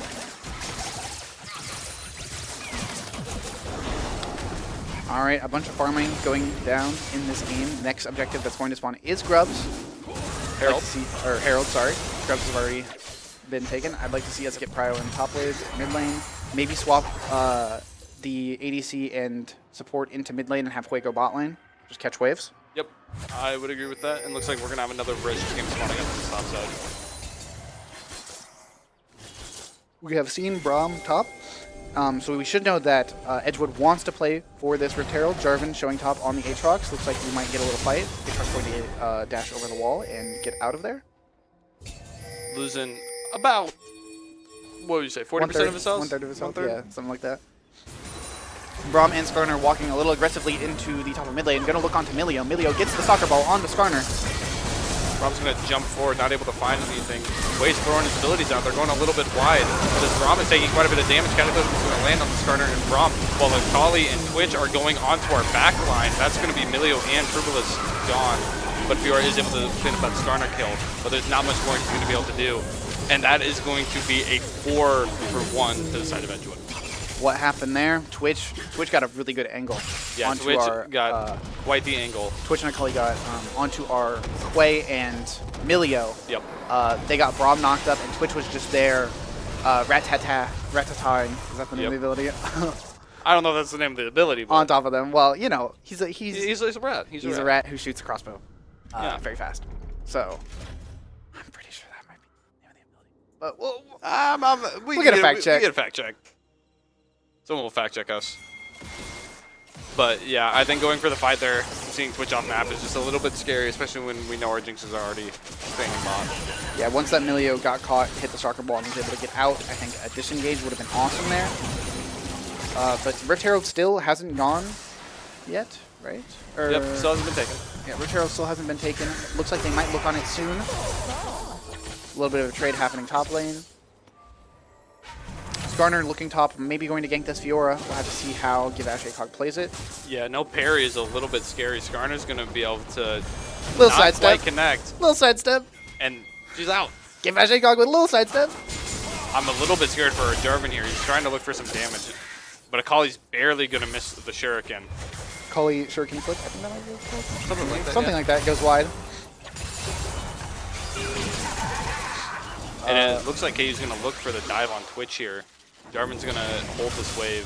Braum is coming. And that's the TP from Akali, I believe? No, Aatrox TP is coming down here. Melee is just tanking this tower. Alco Neo's going to fall to Aatrox. Switch is going to be able to flash forward and pick up the kill onto Gromp Rider. And this Twitch is quite the monster. He is a little strong. This is like this is nightmare for KU. Absolutely. And that Q from Fiora just barely tapped Akali, taking the tower aggro, but able to pick up the tower, and I believe that secures is... feats, right? No, No, they might have had first three. Sorry. No, I think they had first 3 kills, and then... Yeah, feats is to the side of Edgewood. They got feats off of Rift Herald, I believe. Yes, I believe you're correct there. Braum walking into the bot side jungle, looking for vision, setting up for this dragon. Way gonna find him, do a little bit of damage. Edgewood looking onto this dragon. I don't believe KU is able to respawn. Yeah, Jarvan's gonna have to go to the top side. Good try on the Super Mega Death Rocket out from Stop Man, but not able to play Spirit. Lands a little too early onto that dragon. Oh well. That's how it goes. Skarner might be looking for a tower dive onto this bot lane with the Twitch Braum. I think they're strong enough to just do it. Yeah, I mean, I would definitely believe it. Twitch doesn't quite have his ult back up, so it looks like he might just want to recall, but it'll be up soon. But it looks like they're calling it off. And it looks like they were a little favor for indecisive on recall. whether they were going to actually go for that tower dive or not. Bot lane looked like they didn't want to. Skarner looked like they wanted to. Then they kind of flip-flop, and then the tower dive didn't happen. Yep. But it looks like Twitch is just going to try to look for some damage on his own here. It's him. It's him. Brom's going to jump forward straight into Emilio soccer ball. And they're just going to get this wave cryo so they can go ahead and reset finally. Jarvan and Fiora looking around in the top jungle for what? I'm not too sure. Maybe just some vision. Yep. And if you'll see here, we have about a 1k gold lead to the side of KU in top lane, 500 gold lead in jungle, but then just massive gold deficits for our mid lane and AD carry. Yeah, Edgewood is roughly 2.5k up on KU overall right this second. But having all that gold lead on in Akali and Twitch is mighty scary. It's really scary, yeah. We'll have to see how KU decides to play the rest of this game. Otacon is up. That is, I believe, the next objective everyone will be looking at. Yep. Twitch Braum in the bot lane. I would have really liked to see Jinx Milio switch. Yeah, I'd really like to see Jinx Milio get out of this bot lane and into mid lane here. And it looks like from seeing our bot lane on this bot wave, Edgewood is just going to go ahead and start up this Otacon. And we're not going to be able to respond to flash stuff, so let's look for a play on the other side of the map. Maybe a tower dive onto this Aatrox, or at least the tier 1 turret does fall to the KU. Looks like we're going to look for Aatrox. Aatrox flashes away. Maybe we can keep going, looking for this tier 2 turret. We don't really have a wave. Yeah, a little bit scary here. Akali's going to go ahead and look onto Fiora. We're going to jump back to her hopefully soon. Voracious Otacon is secured, so Aatrox isn't actually dying. Jinx is going to have to flash away from that turret, taking a lot of damage on the new heat mechanic. And in the meantime, Fiora did die to that Akali dog. Yeah, expected. We are going to get this bottom lane turret, tier 2 turret. It's at least something. Closes our gold deficit a little bit, but however, they did just get Voracious Otacon. Yeah. They still have a lot of time with that buff to look for something. Very similar to what happened in Game 1, where Edgewood was able to pick up the tier 2 mid and trade for Voracious Otacon to the side of KU. KU now decides to opt into a tier 2 bot side, which I think is much better. It's worth a little bit more gold. Yeah. It's worth a little bit more gold than the tier 2 mid lane. Granted, it was split across. It 4 opens members of up our team. the map a little less, but it's worth more gold. Totally not cope. He's going to be on this mid wave with Braum. Jinx Milio finally getting to it. But Skarner's here hovering around, potentially looking for a dive onto KU's bot lane. It'd be awesome if we were just able to farm this buff out. I believe Edgewood will probably look for this mid-tier one, though. And my prediction, putting my hands on the crystal ball, they're going to look for the mid-tier one. We're going to try to defend the mid-tier one, and we're going to die. I could see that happening. So we'll have to see how KU decides to play this Otacon buff out. Aatrox doesn't have it. So this way Jarvan could look at this Aatrox while giving away mid-tier 1. That would be an okay play, in my opinion. Yeah, I'd agree with that here. I think Akali might look to dive onto this Fiora here. Skarner's nearby as well. Shuriken is with the lane. She's going to go ahead and go back in. Parry's going to block some of this damage, but not going to block the Skarner E, and he's going to get chucked into the tower. Akali's going to have to flash out, which, again, don't agree with like we said, Voracious flashing while you Otacon. have Otacon buff, a little weird. Rip Herald's going to be dropped in the bot lane. They're looking for this tier 1 bot lane turret and maybe even a tier 2 bot lane turret. They probably can get away with it. They have Otacon buff. Not a whole lot to do at this point. Little unfortunate that Giveash Cog dropped the parry before Skarner came through the wall. It's unfortunate timing. Skarner going to drive this Rip Herald into the bot lane tier 2. Jarvan here though to defend. The tier 2 turret doesn't fall yet, but looks like it's going to. Yeah, Twitch and Braum moving over here to make sure that they can go ahead and secure it. Emilio going to land a soccer ball onto that Braum. Maybe we can look for a little bit of A trade back. yeah, trade back onto the Braum. The bot lane turret does fall. However, we do get to get Braum's Otacon buff. Unfortunately, it's not worth as much gold, Yep. but 200 compared to the normal 300 Yeah. on kill. it's at least something. Yeah. Quay is able to stop Aatrox's base here. Slow him down tempo-wise a little bit. And Jinx is able to finally pick up IE. However, she's still down a full item. Yeah, Twitch is up a whole lot of gold. It looks like 3K, roughly, little Yeah. less. About 3K. And that's, hey, that's a full item. Yep. You know, that math that might check out. It might check out. Twitch and Akali in the mid lane, possibly will look on to Jarvan and Jinx, 4 members of Edgewood in the mid lane. Braum walking forward. Able to, yep, able to proc that Banshee's Veil, but with Twitch and Braum here, I really do not think KU should try to fight over this dragon. While it is still point, it is okay to give it up, but it looks like we're going to go ahead and look for some poke and potentially try to fight this drag. Yeah, you never know. We get a Jinx reset. It could look good. Jinx That's Rocket, Super Mega Death Rocket looking at the dragon. They're not even on it yet. Emilio stepping up a little bit close here, is able to back away though. Fiora Game on the keep flank. him alive. Dragon 2k health going down to the side of Edgewood. Twitch sneaking into mid lane. The fight might drop fairly soon. Jarvan walking forward, a little scary. Scary. Trying to go through the wall, but Twitch isn't able to quite find anything. No angles to be seen. Akali maybe caught onto this Fiora. Potentially, but it looks like she's just able to escape using ult. Akali, you know, the quadruple dash champion, getting out of that scot-free. Mid tower is going to go down. I'm a little bit scared for KU here, even though they are able to get a bit of a collapse. We get the Twitch flash out for him looking way too aggressive under that turret. Yeah, I would have really liked to see Edgewood play up a little bit closer to their bot lane going for the tower. I really think with Skarner, Braum, and Twitch, they could have 3v4'd that. I agree. Twitch going to get a recall in our top side jungle. KU, none the wiser. And it looks like he's just going to go ahead and try to look towards this mid tower. Akali is TPing here, however, so I think that will dissuade us from looking any further. Fiora and Hui farming it up in the side lanes. Baron is up. I expect Edgewood is going to be looking for it. Twitch just took his reset, like we said, not that long ago, so now Aatrox and Skarner are looking for their reset. A little off-tempo. We see Hui and Emilio recalling on the side of KU. I'd be curious to see how much gold Jinx is putting on it. Holly looking on to this Fiora. We'll likely be able to find her, and that is going to be yet another kill over to God over LP, dominating KU. Akali damage. What was that? I mean, that might be Storm Surge plus Shadow Flame, and then a little bit of a Zhonya's Hourglass on top. Jinx was sitting on 1k, was able to buy something. Or sorry, not a Zhonya's, a Banshee's Veil. Yeah.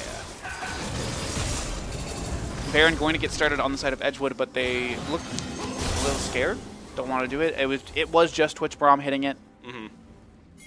Twitch invisible in the mid lane. Akali showing on to the Jarvan Emilio. Jarvan Emilio looking a little caught. Twitch ult, Braum ult getting dropped onto the Jarvan. The ult in response, but the Jarvan is just going to fall. Akali's unable to find a second one though.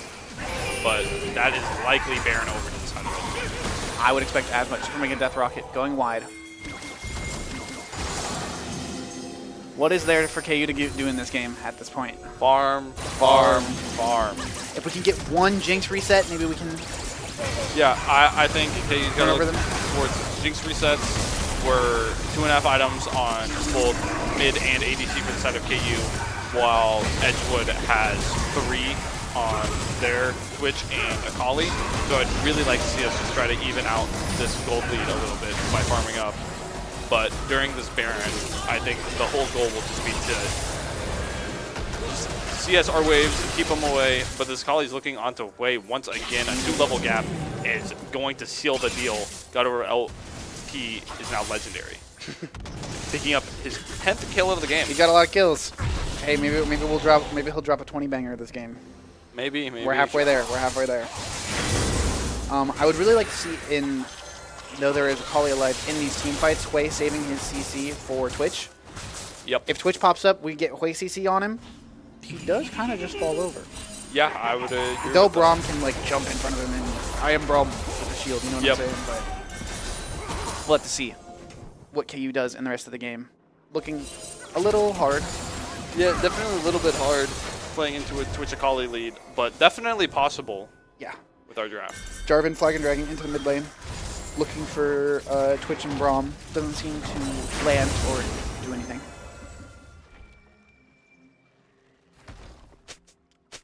And a whole lot of nothing. Yeah. Happening right this second. Not much to talk about here. Just farming up. Yep.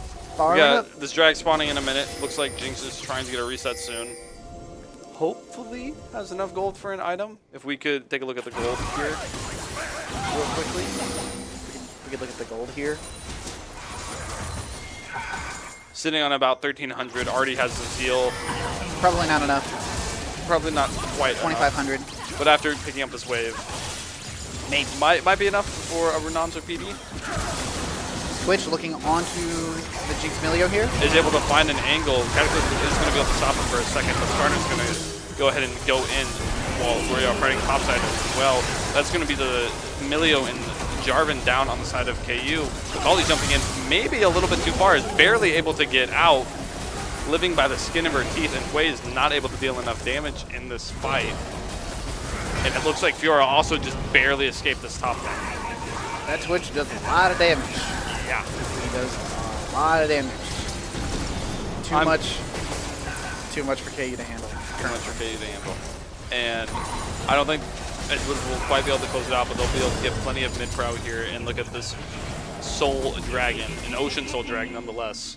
Yep. Pretty scary stuff. We have currently KU has no anti-heal on their team, but it might be worth it to pick it up after this dragon falls to the side of Edgewood. That's an extra 700 gold into Aatrox's pocket, picking up that tier 2 topside. And that will be a soul secure. In this game, we just didn't respect. In mid lane, we didn't respect the Skarner ganks. Yep. And we didn't expect in team fights towards like after 10 minutes, we didn't expect Twitch to ever be there. Yeah. And then Twitch was able to pick up a lot of kills and get a lot of gold. Yep. Little bit of a David versus Goliath situation here. I don't think David's going to be able to pull up the slingshot on this one, though. Hey, maybe he hits the stone in just the right spot. I mean, a Jinx reset onto Twitch or Akali could look pretty good for us. Might but be cope, but let's all cross our fingers. Everyone in chat, start crossing your fingers. KU's got this. KU can pull a win out of this somehow, some way. I've seen worse. I've seen worse. We're only at a 10k gold deficit. Oh, it's only 10k. It's a bit worse. It's only 10k. Twitch sneaking around in the top jungle. Gonna find nobody. KU turtling. Yeah. That jungle is not Jarvan's anymore. No, it is We not. see Jarvan walk into it, and it might be doomed. It might be a little bit doomed here. I think Edgewood is just looking to play towards one of these side lanes here with Skarner in a second. Try to get a pick so they can start cracking these inhibitor towers and inhibitors on the KU side. Aatrox looking at this Fiora. Fiora dropping the ult.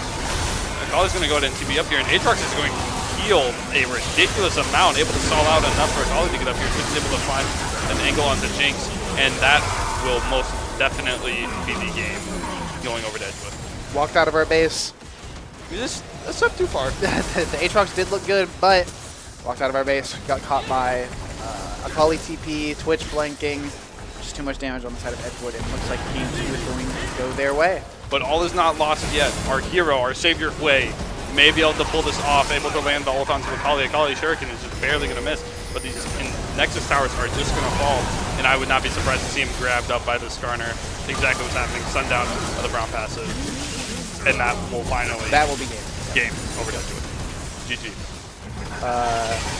Maybe they have to wait for their wave. I mean, I myself do like a good inhibitor, but I think I would prefer a Nexus. Four members of KU are up. Maybe a miracle could happen. This Nexus does not have enough health for a miracle to happen, unfortunately. And that will finally be the game over to Edgewood. All right, we have one more game in this series. We're going to see it's 1-1. Anybody can take it home. That was just a content throw. It was a Yep, content that throw. was a content team, and we will see you in the draft for Game 3.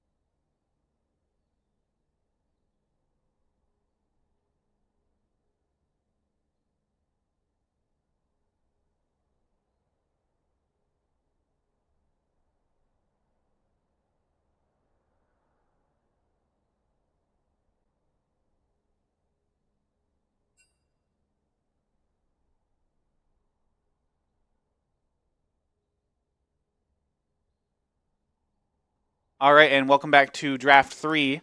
Sorry for a little bit of a pause there. We were just waiting for everything to get sorted, but draft should be starting here. We're going to see Skarner banned away from the side of KU. We're tired of seeing it. We've We're seen tired it of seeing it. too many games today. Doing too much against us. We're tired of it. It's gone. It's gone. Sejuani going to be banned on the side of Edgewood. I'm expecting a Seraphine ban here. The Akali getting banned. We can't handle Akali. Could not That handle Akali. actually, I think that's a right ban. We can't handle Akali. Yep, I think that's fine. Hey, I can't handle Akali. I don't think anybody could. She might be. She might do a lot of She damage. might be the best champion in the game. Well, Don't listen to the stats. well. You heard it here first. From DJ, Akali's the best champion in the game. Archive has his different opinions, but that's okay. You heard it here from Archive. Akali might be the best champion in the game. Oh, I don't think I said that. Lulu banned away. Edgewood banning their own Lulu again. Guess they're too afraid of us having it. Can't let us have Lulu.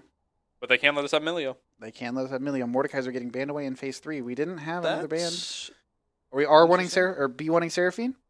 Syndra locked in for the side of KU. I think that's a fine B1. Fine B1, yep. Very blindable mid, just gonna handshake whatever she's playing into. There is no Akali, so it might be a little less scary. I could see an Mbessa getting picked here from Edgewood. Yeah. Same idea as Mel. Mbessa just has way too much mobility. Can dodge everything. True. Do too much damage. We'll have to see what Edgewood decides to pick up. Jarvan? Stealing away our Jarvan this time. I wonder. I don't think it'll happen. Maybe KU plays Poppy. It could be cool. I don't think anybody on KUJV's team plays Poppy, but we'll see. That is likely true. We'll That is see. likely true. Hey, I don't think anyone on KU's varsity team plays Poppy. Okay, well that might be on you too. Well, but we'll see. We'll Well, have to see. Second pick, I'm R2. expecting a mid laner here, Way. taking away a Hooray. Maybe Edgewood can show us how to play it. They might be picking our own comp. Yeah, They might be disrespecting and picking everything we picked. they might have looked at our shit and said, "Hey, this kind of looks good. I kind of like this." We'll have to see. Amumu possibly getting picked up before KU. I'm assuming that's Amumu jungle. Could always Yep. be Amumu support. Maybe Nico gets locked in. Amumu, Nico, Imu Syndra? Garen. Garen. I've been saying this whole time. Yeah, I've been Garen's saying it. strong. You've been preaching it. Garen might be the best champion on the patch. We'll have to see how Edgewood responds to the Syndra Amumu Garen for the side of KU.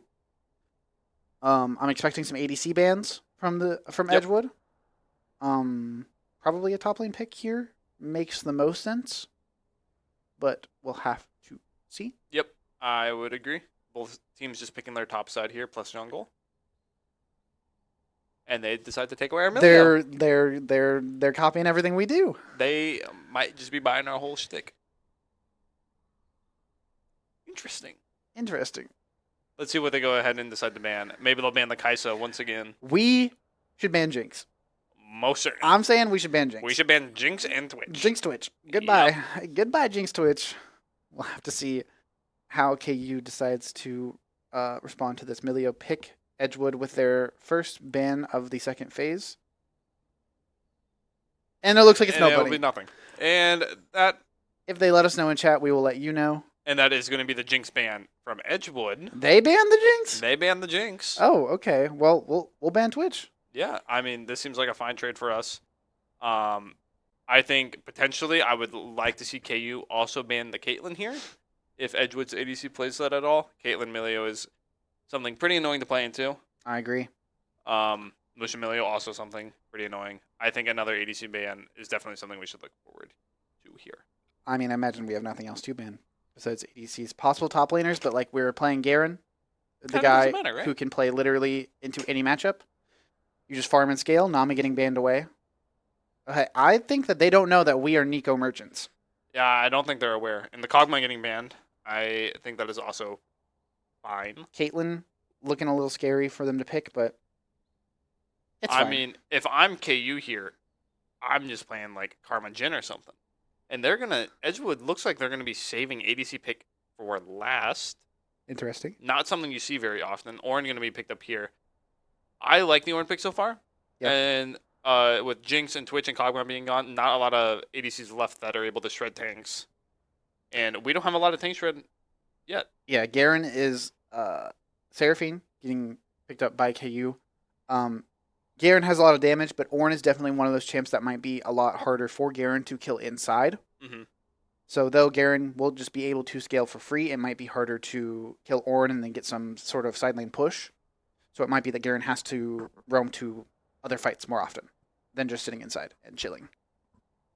Like I said, I think Seraphine getting picked for the side of KU, locked it in. And now, what kind of ADC are we expecting to see?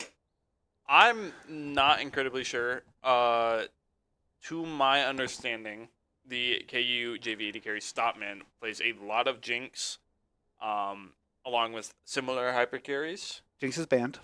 which she's banned. So And maybe we get the Kai'Sa. Ezreal? Ezreal is certainly a pick here. I don't absolutely hate it. We get a little bit of a poke comp with the Ezreal, Seraphine, and Syndra. But into Hui, I don't know how playable that really is. I'm unsure. I'm thinking right now, I'm looking at KU's draft. I'm thinking, where's the Nico? Where is the Nico? Where's the Nico? I like Seraphine, but And where's the Nico? Edgewood decides to go to the Aphelios, not a very popular pick right now. But a lot of damage. Quite a lot of damage. He does a lot of damage. So if this Aphelios can get ahead like he did in the second game on Twitch, It's scary. It's a lot of damage. Overall, though, from these drafts, I would have to give the edge to Edgewood. I'm a bit of an agreeer. This Amumu, while it looks like he can do a lot of work with the Seraphine, at Milieu are ever present. Gives us a lot of value. Yeah, that is correct. All right, so that's going to conclude Draft 3 of Game 3 of KU versus Edgewood, and we will see you back when the game starts.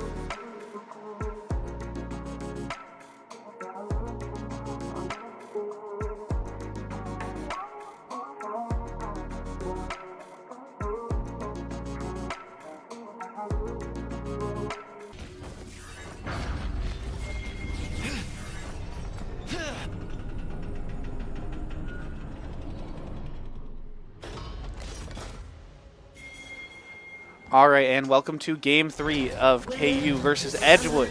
Game 3 and the final game. The final game. Winner takes all. All the marbles on the table right now. Winner takes all. Looks like Garen's going to walk at this horn. A little aggressive. Going to be spotted out by this ward. Not sure Garen knows about it. Dancing in the bush. Takes a Q. It's whatever. Garen's going to heal that up.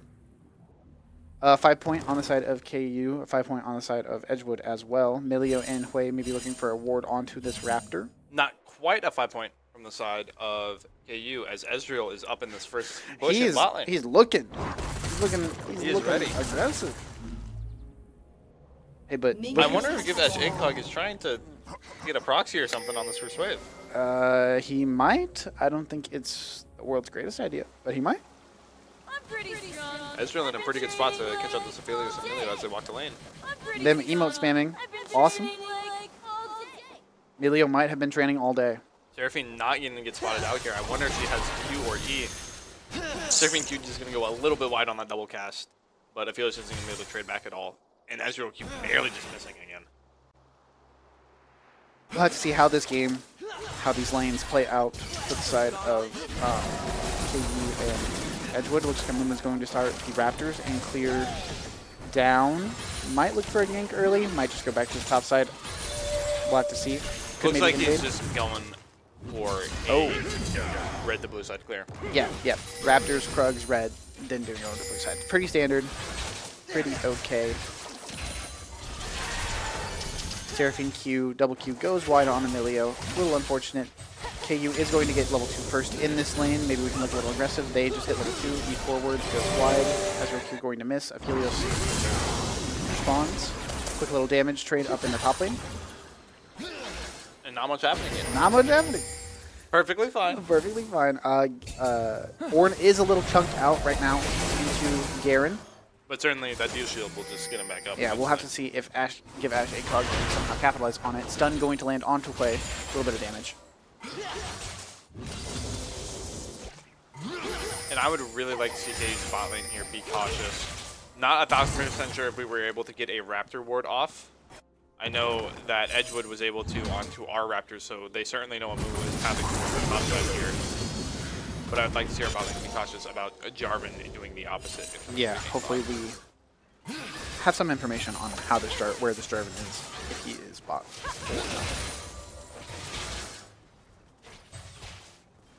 And Barman. Just a lot of farming. Not much to talk about. A little bit of a trade happening here bot lane. Seraphine walking a little bit far forward, not able to land any of her abilities. And she's just going to get chunked out quite a bit, but Aphelios is taking similar damage, and that is a winning trade for the side of KU. And a little Ezreal Q at the end there. Aw, a little Aphelios Q at the end there. Pretty even trade. We have the damage on Aphelios, where they have the damage on Seraphine. And that is something positive for KU side. I agree. Again, we see some trades going in top lane. Give Ash a hug. Gonna get this wave shoved into the turret. Ornn is not gonna opt into holding it. A bunch of pings going on down in the bot lane. I think we know that this Jarvan is on these Raptors. Yep. And I'm getting a little bit of deja vu here. Amuma's going to go in onto the Raptor camp. Doesn't look like he's going to be able to do much with it. Maybe picking up a little bit of scraps there that Jarvan left for him. I think he got the whole camp. Really? CS number is an even 4, so I think he got the whole camp. Interesting. Hey, invade stopped. That's all we care about. Invade stopped. It That looks is like all we care about. neither jungler is going to get a reset right this second. I assume they'll both clear Krugs and then both reset on their own terms. We'll have to see. Yep, a little bit of Pokemon coming out from Seraphine here.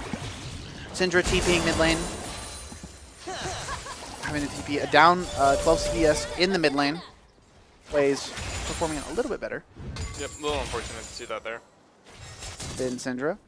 Again, a whole lot of nothing happening top lane with this Garen into Ornn. I'd like to see what Garen goes first item. Looks like Alconito is throwing up the Lightfall. Not exactly quite sure what happened, but Soccer ball going to land onto Ezreal. just a little bit of a farm fest happening here now. And as Hoppin said, he is correct. Game 3 Masterclass incoming. for here for KU. Yep. Dragon has already spawned 30 seconds ago, and we have 30 seconds more until the first set of grubs spawn. And I would really like to see his bot lane reset here. Seraphine did, Ezreal did not, however, opting in to stay on this wave, which is a little scary. But I think that should mean that we will have plenty of priority to go ahead and get this first spawn at grubs, especially with Sun. Yeah, and it definitely looks like Edgewood is looking for this dragon. Yep. Quay has walked into the river. Jarvan is down here, going to look for this Gromp, giving his bot lane some time to push out. So they have prio on the drag. Start of the week, just going to go a little bit wide, not quite connecting on the way, but that's fine. Not much for them to follow up right now.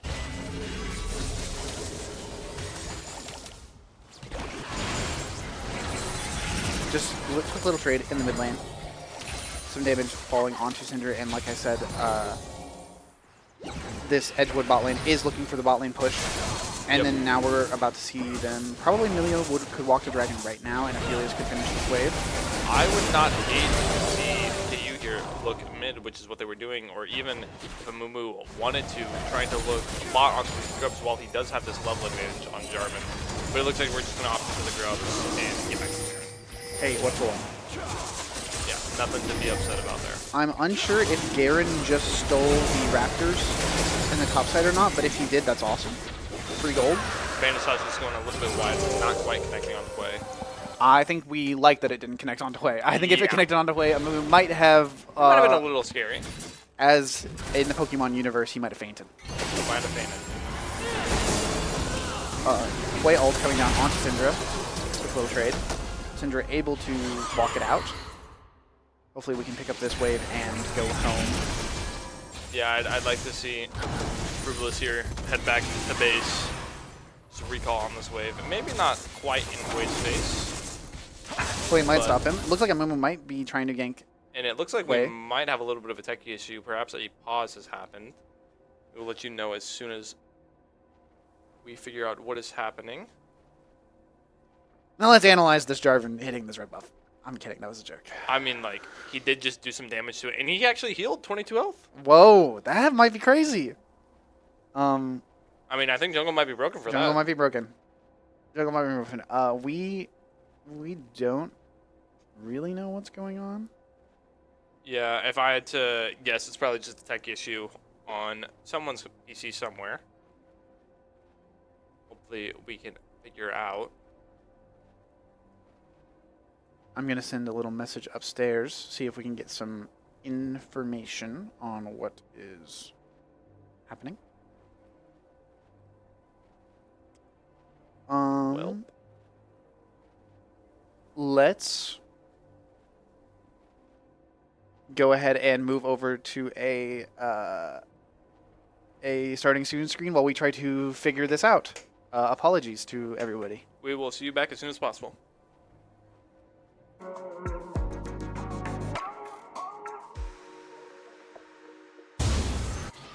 And we are back. And we're right back into it.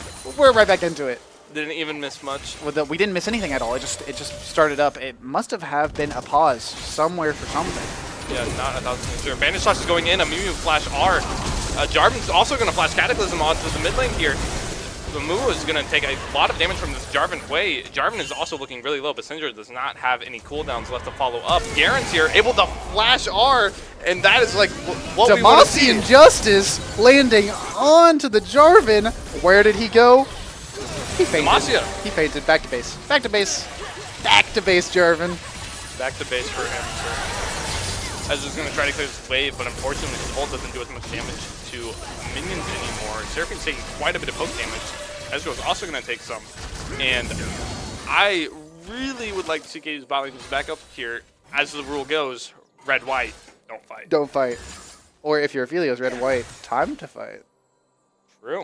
That's what I like to say. We're seeing Garen push this wave. I'm not a fan of the Berserker's Rush. You think Swifty's better? Yeah, I think Swifties is better. My opinion, if you have enough gold to back and buy Tiamat, you should. If you don't, get a Cole and as many longswords as you can. Got it.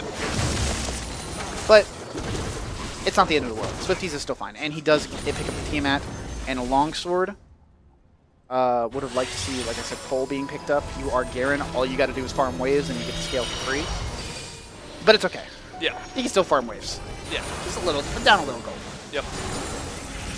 Speaking of farming waves and down a little bit of gold, that CS lead in the mid lane has expanded a little bit. It's grown. It might be about 20. 500 gold difference in the mid lane to the side of Hui. Hui is 500 gold up on our Syndra. Though the gold lead is counteracted. The gold is even across the game. Yep. As we have a similar gold lead in top lane. Yeah, we are still looking fine here. Grubs spawning in 40 seconds, 35 seconds. Dragon's not going to be up for another 2 minutes, and it looks like KU is wanting to fight for these. Although Amumu might be pathing down to his red buff here. So I'd like to point out, Garen has Conqueror instead of Phase Rush. Do you like that? Or I like Phase Rush over Conqueror. Yeah. And that might make it so Berserkers is better. Because with Berserkers, you can stack Conqueror with Garen Z a lot faster, so it's actually fine. It makes going for proxies a little bit more difficult. Right. So we'll have to see how that plays out. It looks like Edgewood has swapped their bot lane into mid lane, as have we, for the scrubs that are spawning soon. Some quick little damage from Syndra onto Hui. It looks like both teams are really wanting Grubs. Thorn is going to go ahead and send the ram after Garen, able to hit, but Garen is living for the time being. Cataclysm is going to land, and I don't think Jarvan's going to be able to kill Garen here. Seraphine ult hits 4, and Garen is just barely alive for the time being. Aphelios Moonlight Vigil, I believe, That sounds right. is going to go ahead and hit. Amumu is jumping in here with the bandage toss. Not sure how much is going to be able to done here, but the Curse of the Sad Mummy is able to kill. Jarvan does fall. Aphelios flashing forward on, looking for this. Amumu gets to kill him, but Aphelios does fall as well to the Ezreal. Horn looking forward with Milio. Seraphine gets the stun down. And Ezreal looks like he could continue to fight here, but it doesn't look like anything's going to happen as Ornn and Milio run for the hills, trying to salvage what they can from this fight. 2 for 2. Well, 2 for 3. Actually. Ooh, no, 2 for 2. 2 for 2. Yeah. Amumu and Garen died on the side of KU, and Jarvan and Aphelios died on the side of Edgewood. And Grubs are still up. Yep. So I'd like to see us go do it again. Go run back, do it again. Yeah, I'm a little interested to see that our Ezreal decided to go for the Hearthbound Axe over Sheen early. Yeah, Sheen a lot more damage. I'm not personally a fan of it, but perhaps he just didn't have enough gold Yeah. on these time.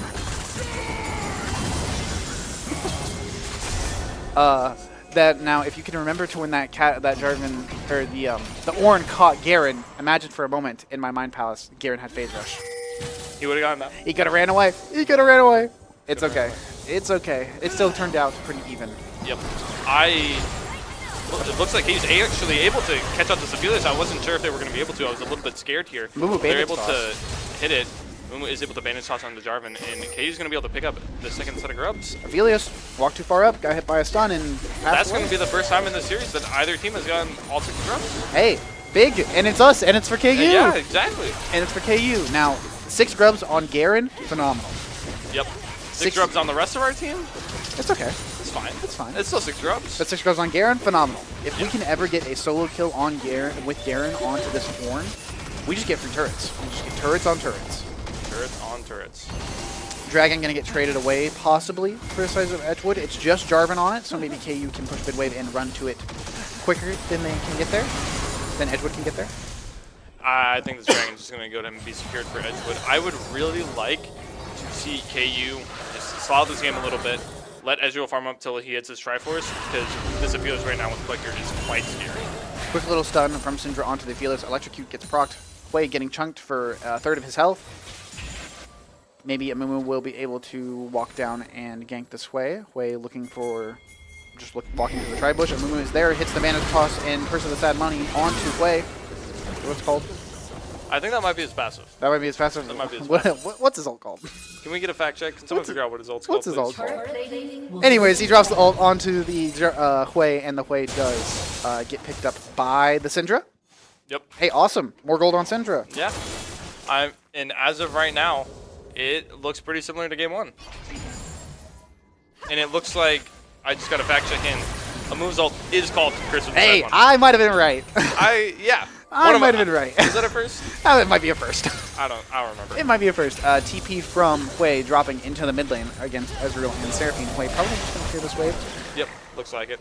Aphelios and Milio looking for damage onto Syndra. Cozy Campfire is going to be placed down, but is not going to be able to get any damage on to Syndra.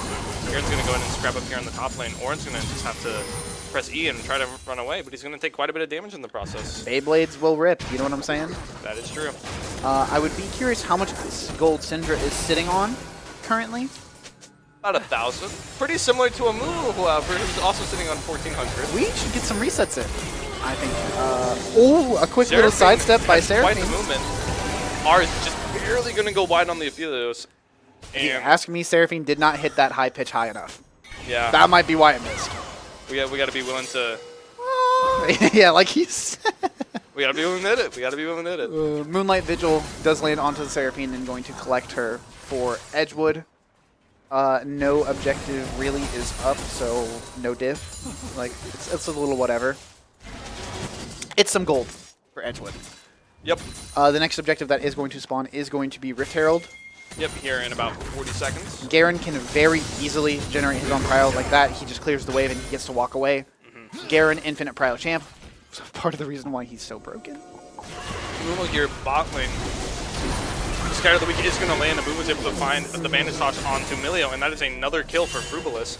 Second Bandage Toss is just going to go a little bit wide onto that Aphelios, and I would really like to see Amumu sprint up top for this Rift Herald.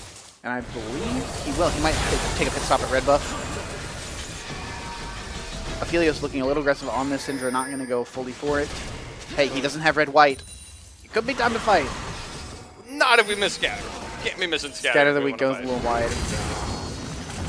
Garen blowing all of his abilities so that he can't clear that wave is a little interesting. Bandage Toss is going to go land on the wave. Curse of Sad Mummy is going to hit Hui. Bandage Toss is going to land on the wave again, and Hui is going to escape by the skin of his teeth. Sorry, what was that Amumu ability? The big, really big AoE one called? Curse of the Sad Mummy. Oh, Curse of the Sad Mummy? That's weird.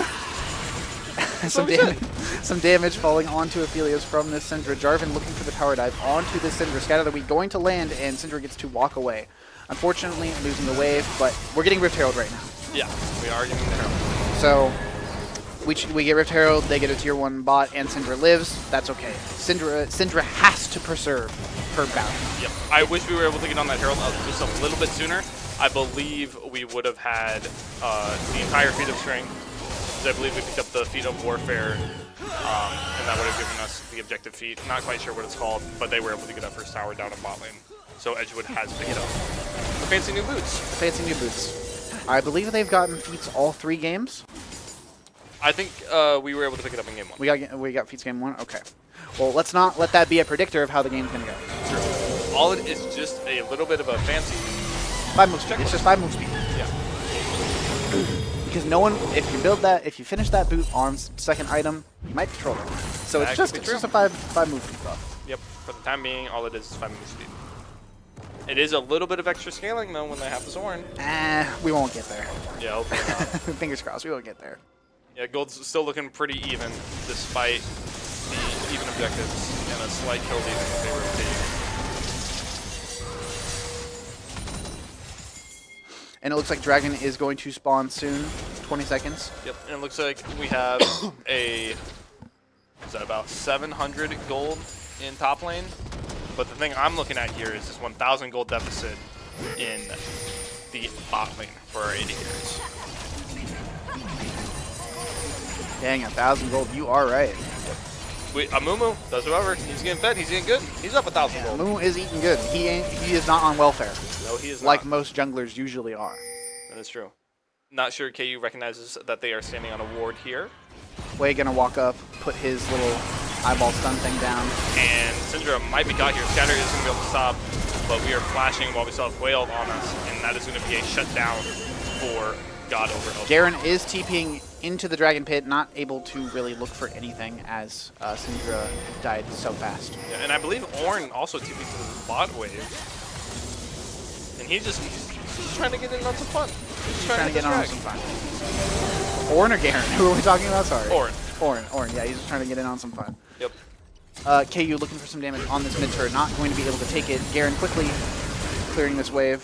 Play your thingy, as Alcanio would say, goes a little wide. Rift Herald going to get dropped down. Horn ult as well getting dropped down. Not this able to mid lane. find anything. The mid turret still living. And we might be in a bit of an NA ramp. And a little bit of an alien. That was a little pearl clutching in the mid lane. Watching all that stuff get dropped and doing a whole lot of nothing. Yep, and looks like we're going to disperse. Wade's going to head towards the bot lane. Horn is going to go ahead and match Garen up here in the top lane. It looks like we have 4 members of KU in the mid lane. I'm walking away, but maybe we can look for some damage on this turret. However, Syndra also walking away. And it looks like we are going to finally get that mid tier 1 over to the side of KU. Right now, I'm a little bit scared that we were only able to find the tier 1 with that hero while Edgewood is on soul point. For a mountain soul, nonetheless.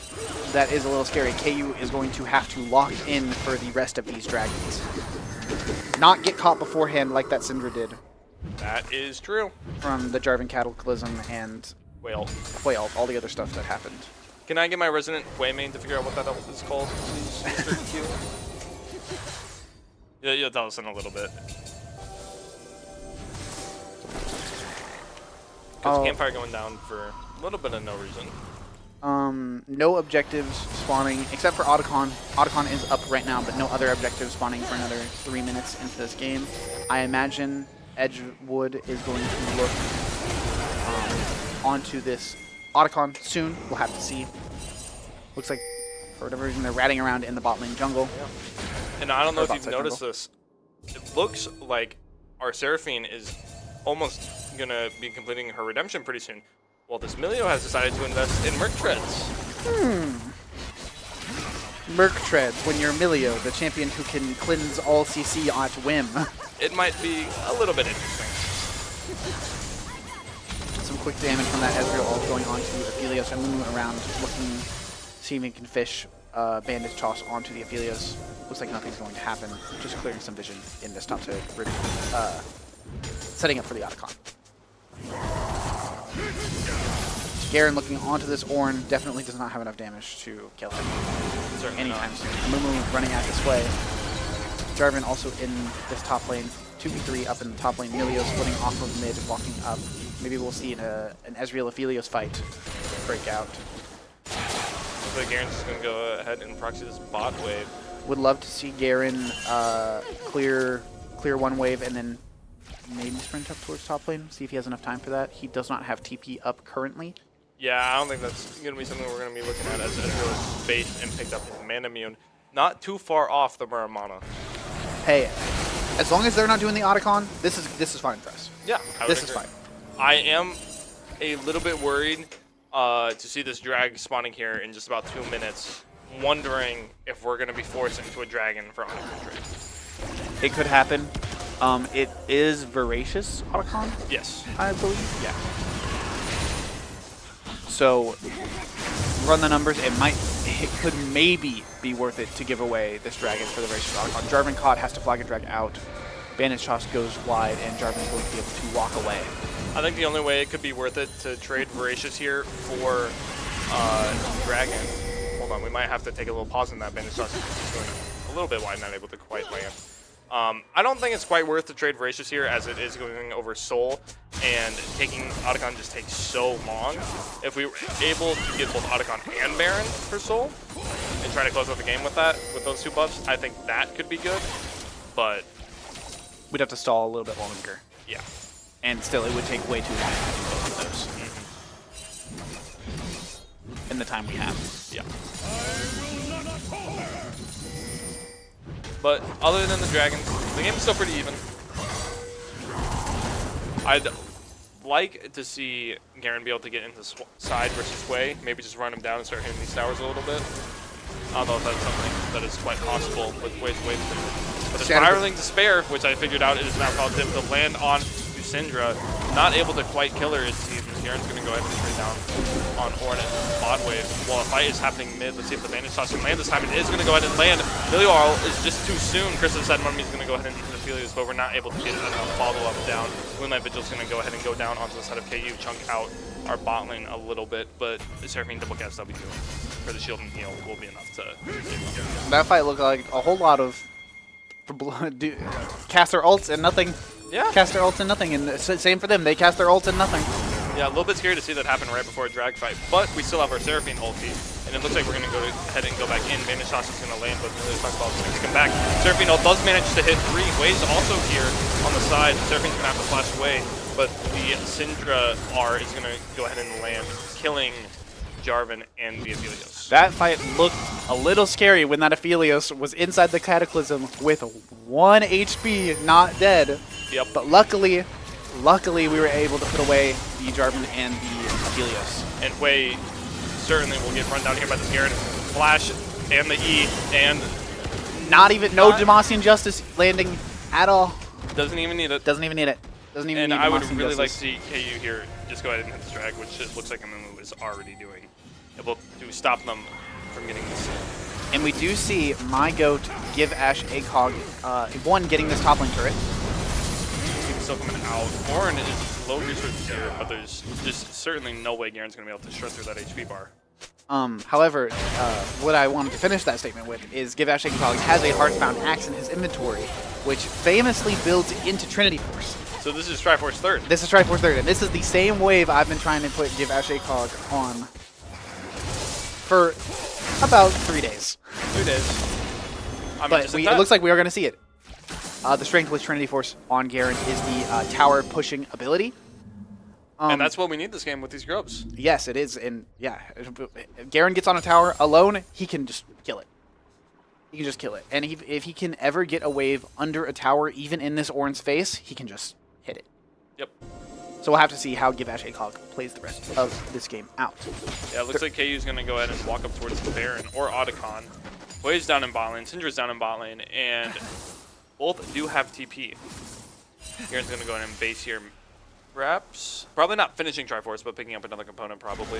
Maybe Sheen, maybe Phase. We'll have to see. Scatter's weak does land onto a big chunk out from the Syndra. And that electrocute damage that we were talking about from game 1, even though it is a little bit later, that looks kind of strong. It's a lot of damage after the buff. We do actually see full Trinity Force getting picked up by Garen. So he should be up like roughly 2k gold. Yep, almost 2k exactly. I might be the dang goat. You might be. Quick He knows little the trade. numbers. Quick little trade onto the Orin from this Garen. Might be able to chase him. Would love to see Garen chase this Orin down. He will eventually kill him. Though it will take a long time, he will eventually kill him. And Amumu is here for a little bit of support. Vanish Toss is going to go in there. And the Demacian Justice just executes Orin there. Little fight mid lane, cataclysming in the lane on the Syndra. Seraphine R is also going to land. High note not going quite high enough as Spiraling Despair is barely going to leave her alive. But Hui will likely be able to take him with a kill. Not quite. Jarvan's also going to flash forward, not able to hit anything. And Mumu, Curse of the Sun Mummy, is going to land onto Jarvan's way. Ezreal's eating forward, able to kill the Jarvan. And that is a 1-for-3 trade for the side of KU. Though that fight looked very, very scary, KU was able to come out ahead. This way, probably going to fall. Yeah, the fight Even does though not look quite over. Garen is here. Garen running down this way. Would have loved to see him go for the Aphelios instead. Kill goes over to the way of Stopman Bus, and that is a 4-for-1 for KU. Yeah. Looks pretty good. Unfortunately, not going to be able to pick up any objectives afterwards, but is able to steal away that blue buff. Yep, that's still a bunch of gold. If we reset like right now, we can even stay on tempo. Syndra TPing out into the top lane, going to be able to shove that wave. Would love to see either Garen go hit this turret right now, which he is going to do. And the game won't show us, but Garen will eat that tower after he gets done maybe the game will show us. hitting the wave. Bam, bam, Yeah, that bam, tower is bam. gone. We didn't even get to see the Q damage, but that would have been another 600 damage onto that tower. Yep, and that bot And the tier turret's 2 already is gonna dead. go ahead and fall. Chris's Manage Toss is going to land, but the Suck Ball is able to keep him at bay. And look at this. Look at And this. it's going to connect the second Bandage Toss onto Milio. Curse of the Sun Mummy might get used. Nope, not quite. Scatter is going to go ahead and land it onto Orin. But just a little bit of poke damage out from KU. And this Garen needs to run away right now. He had all this pressure. Cataclysm is going to fall onto the Garen.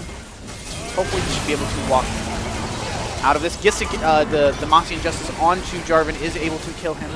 And Giving this is his 5 team- people down on bot lane trying to kill our Garen, which they're able to.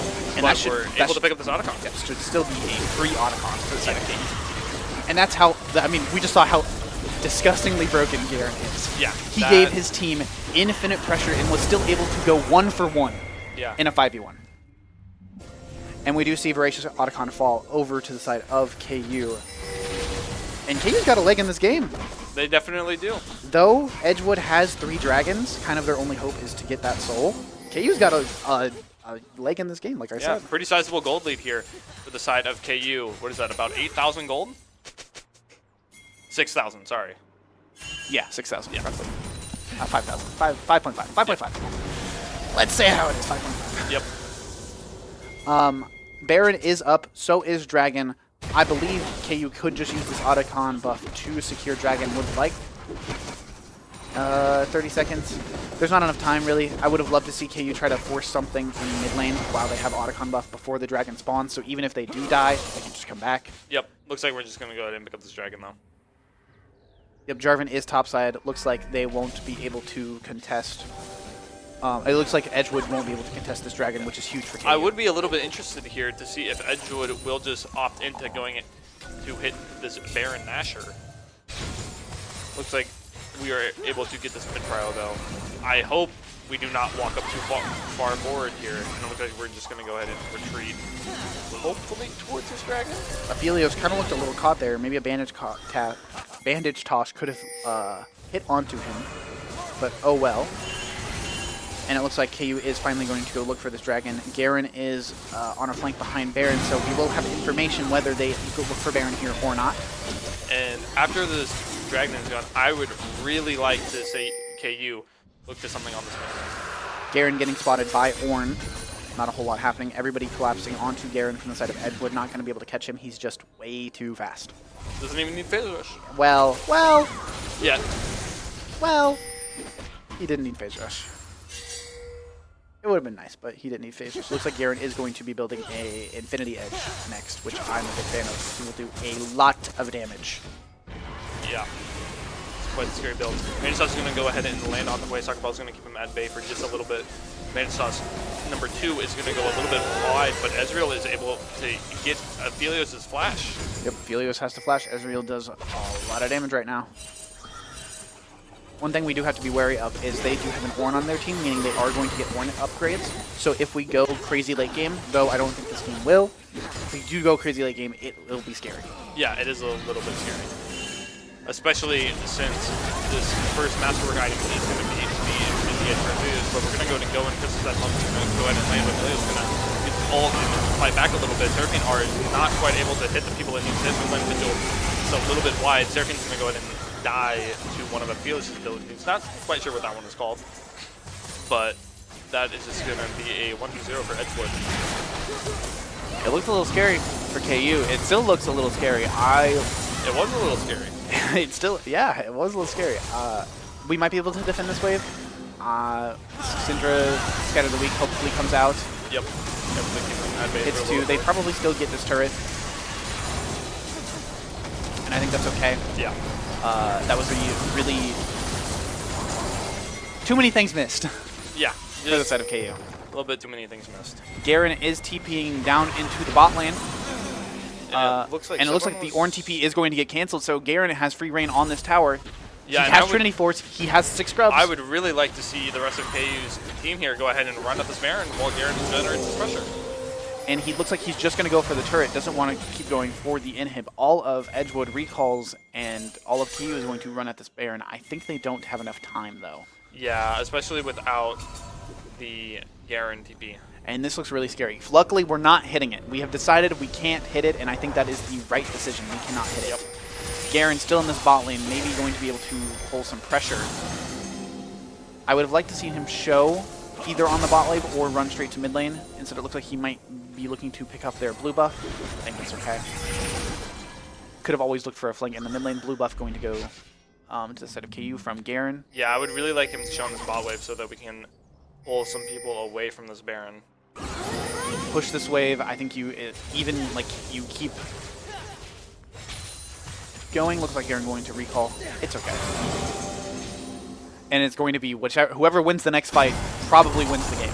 Yeah, I would agree with that. There is a 6k gold lead over to the side of KU, so it is a little skewed towards us, but if Edgewood plays well, they still might be able to close this game out. Yeah, it looks like KU's going to go ahead and start hitting this Baron, doing a sizable amount of damage to it. But after getting poked a little bit by Edgewood, looks like they're going to go ahead and back off. Big Seraphine heal, healing like roughly 1,000 across the whole team. That champ might be broken. Champ is quite strong. Garen is now up here in the top lane jungle. Might be able to look for some sort of solo kill. Maybe this Hwei will walk away too far, and Garen will be able to kill him. Garen not showing on the top wave bit. Maybe looking for Hwei on the minimap. Oh, no, Hwei was already over the wall. My bad.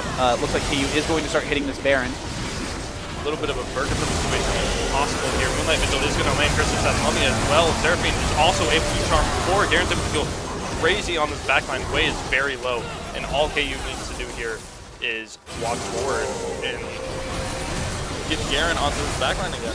1 for 1. Both junglers fall. Garen is still on the flank. Might be able to look for somebody. Not quite. Hwei is able to find a reset. Kind of a nothing burger. Kind of a nothing burger. Yep, that's how I would describe it. We're able to get trade for both junglers, but after that, KU's just a little bit too scared to go ahead and start hitting this burn. The Syndra is low. Probably need to hit a reset soon, but you're not really giving yourself enough time. With the bot lane on KU recalling, I would love to see Syndra recall. And there we go. Okay. Dragon is spawning in 15 seconds. This is soul point for KU and still soul for Edgewood. That is true. We might see a Baron for Dragon trade, and I think we want the Dragon side of that Baron for Dragon trade. But it's scary. Maybe. I don't know. I'm unsure. I don't know. I'd be a little bit concerned with that. Hwei does have a lot of wave clear, so it is kind of hard to do a lot with Baron. Same thing with the feelers as he has Infernum. But giving them Baron is quite scary, especially when all we're getting is Soul. Yeah. If we were getting Soul, that's a different story. Everybody's here, and it looks like Amumu and Ezreal are looking onto the Dragon. It looks like Edgewood is going to peel off and walk towards the Baron. And I think Edgewood has enough damage to just finish this out before we're able to get back up there. Like to see this Dragon die, and then everybody run up to that Baron. Walk towards the bot wave. We are unable to see how much health Baron has. I assume it's pretty low, 7k. Yeah. Shot Barrage is not going to steal it away. That is going to be a Baron picked up before Edgewood. Or an ult gets dropped, knocking up, it looks like maybe nobody. I would love to see Garen and Amumu stop and not look for anything. Maybe after some people recall, maybe you can look. I would have really liked to see Garen and Syndra here go bot lane, and then them try to play stop some bases. Amumu's going in solo, though not sure this is what the stop we were looking for. Flash Curse of the Sad Mummy is going to be able to do pretty much nothing as Emilio is able to cleanse it away with his ult. A little bit of an interesting play from the KU jungler to look for the Aphelios. I understand the idea of wanting to stop recalls, and I think that's what he was thinking, but two Syndra people is had, not on that way. Yeah, Syndra wasn't down in bot. Two people had already recalled to stop that Syndra, so there's really nothing she could have done. And so look at how the cookie crumbled, right? We got the Dragon, they got the Baron. Now both teams are on soul point. I imagine Edgewood is going to try to use the Baron to get some turrets, so it might be a little scary. Scatter of the Weak is going to miss. Moonlight Vigil is going to join on the Syndra, not enough damage to take her down. And it looks like Seraphine and Ezreal are going to be here to attempt to defend. But with that much damage down on Seraphine, I think you got to leave this turret. Yeah. Shot Barrage is going to go out, and Infernal is not going to find anybody. And KU was kind of scrambling a little bit. Yeah, Edgewood thankfully just goes for the tier 2. They don't want to go farther, though I think they definitely could have, maybe. Yeah. And it looks like they're going to hit some resets. They got what they wanted. They got the tier 2. Yeah. We're going to have to see how the game goes from this point forward.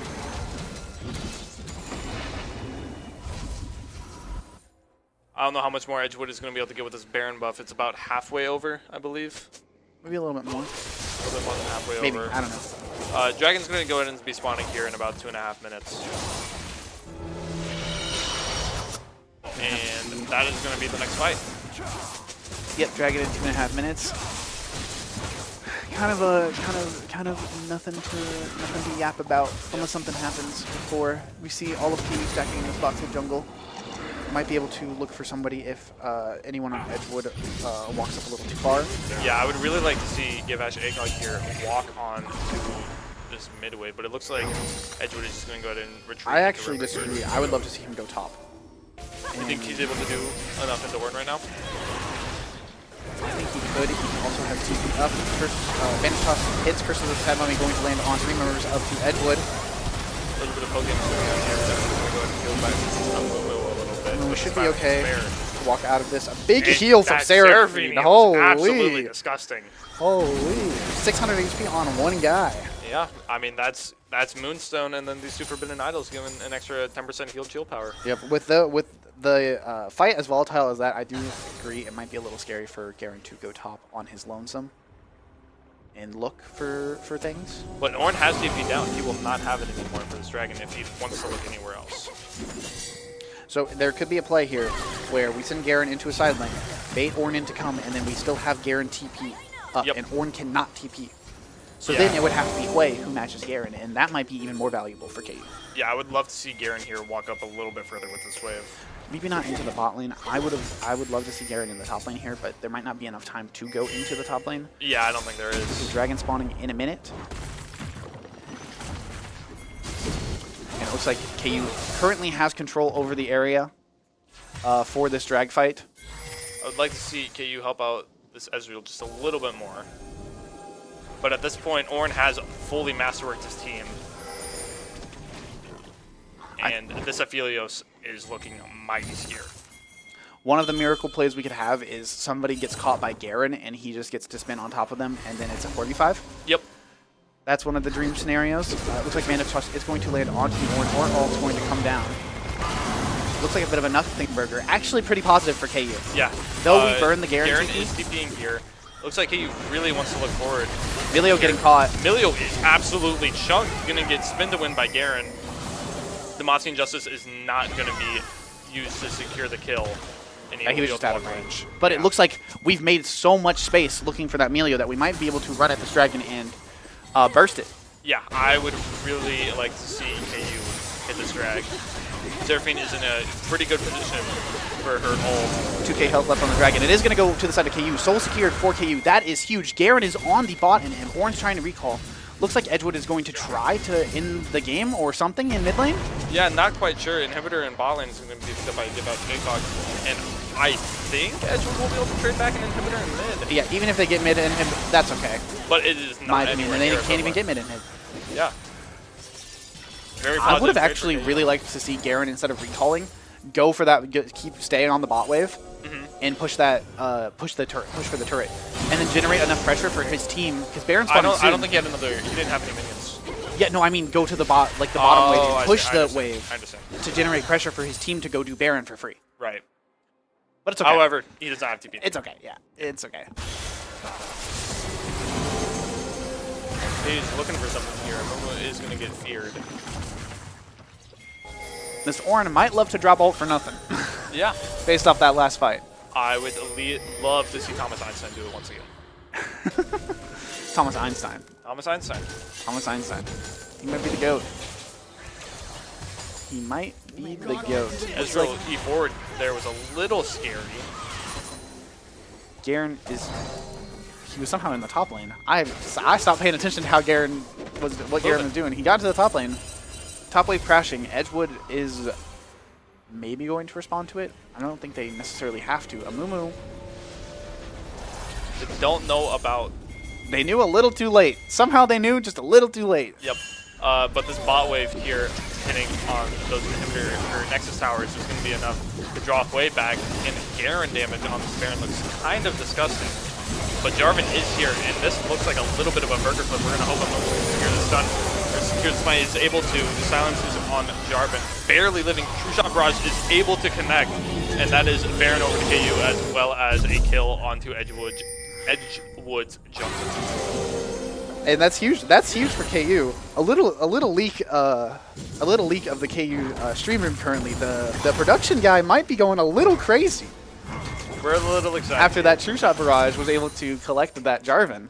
It looks like we're going to opt into a 1-3-1 here. I would love to see Syndra meet up with the rest of her team on this mid wave. And if you- Garen is just going to take this tower right in Orange's face. Yep, if you remember what I said maybe 10 minutes ago, if Yep. there's ever a wave under the turret, Garen can just take it in front of Ornn. It does not matter.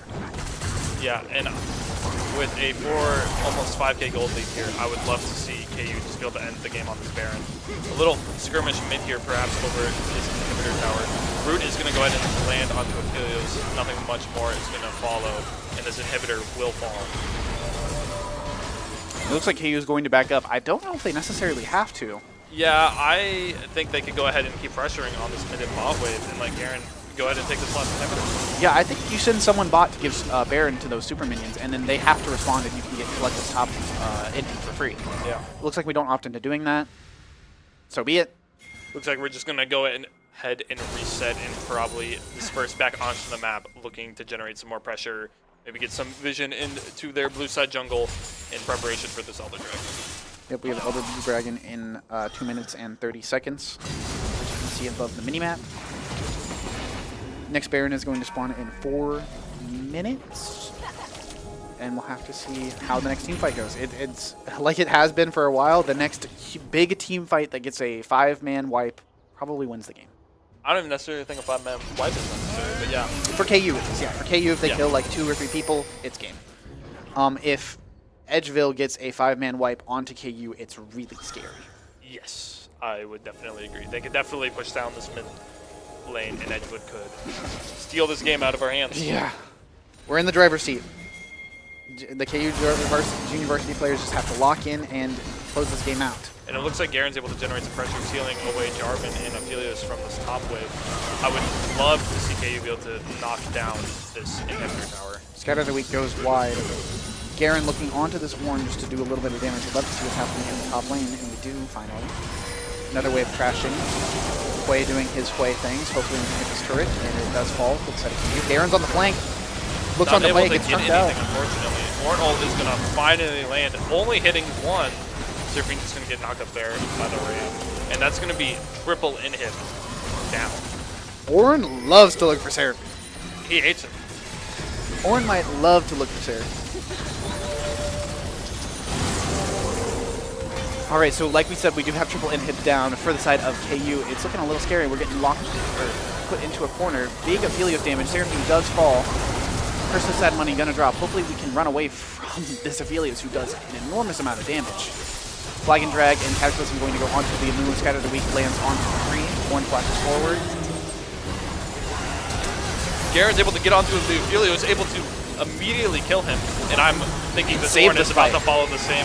Demacian Justice onto the Ornn. Ornn falls, and Garen comes in and saves that horrendous team fight for KU. Not only a horrendous team fight, I think a game-losing play right there. That was incredibly scary to watch. Yeah, it was incredibly scary. We were able to turn it around, trade 2-3. I'm interested to see if KU will be able to end on this against Hwei.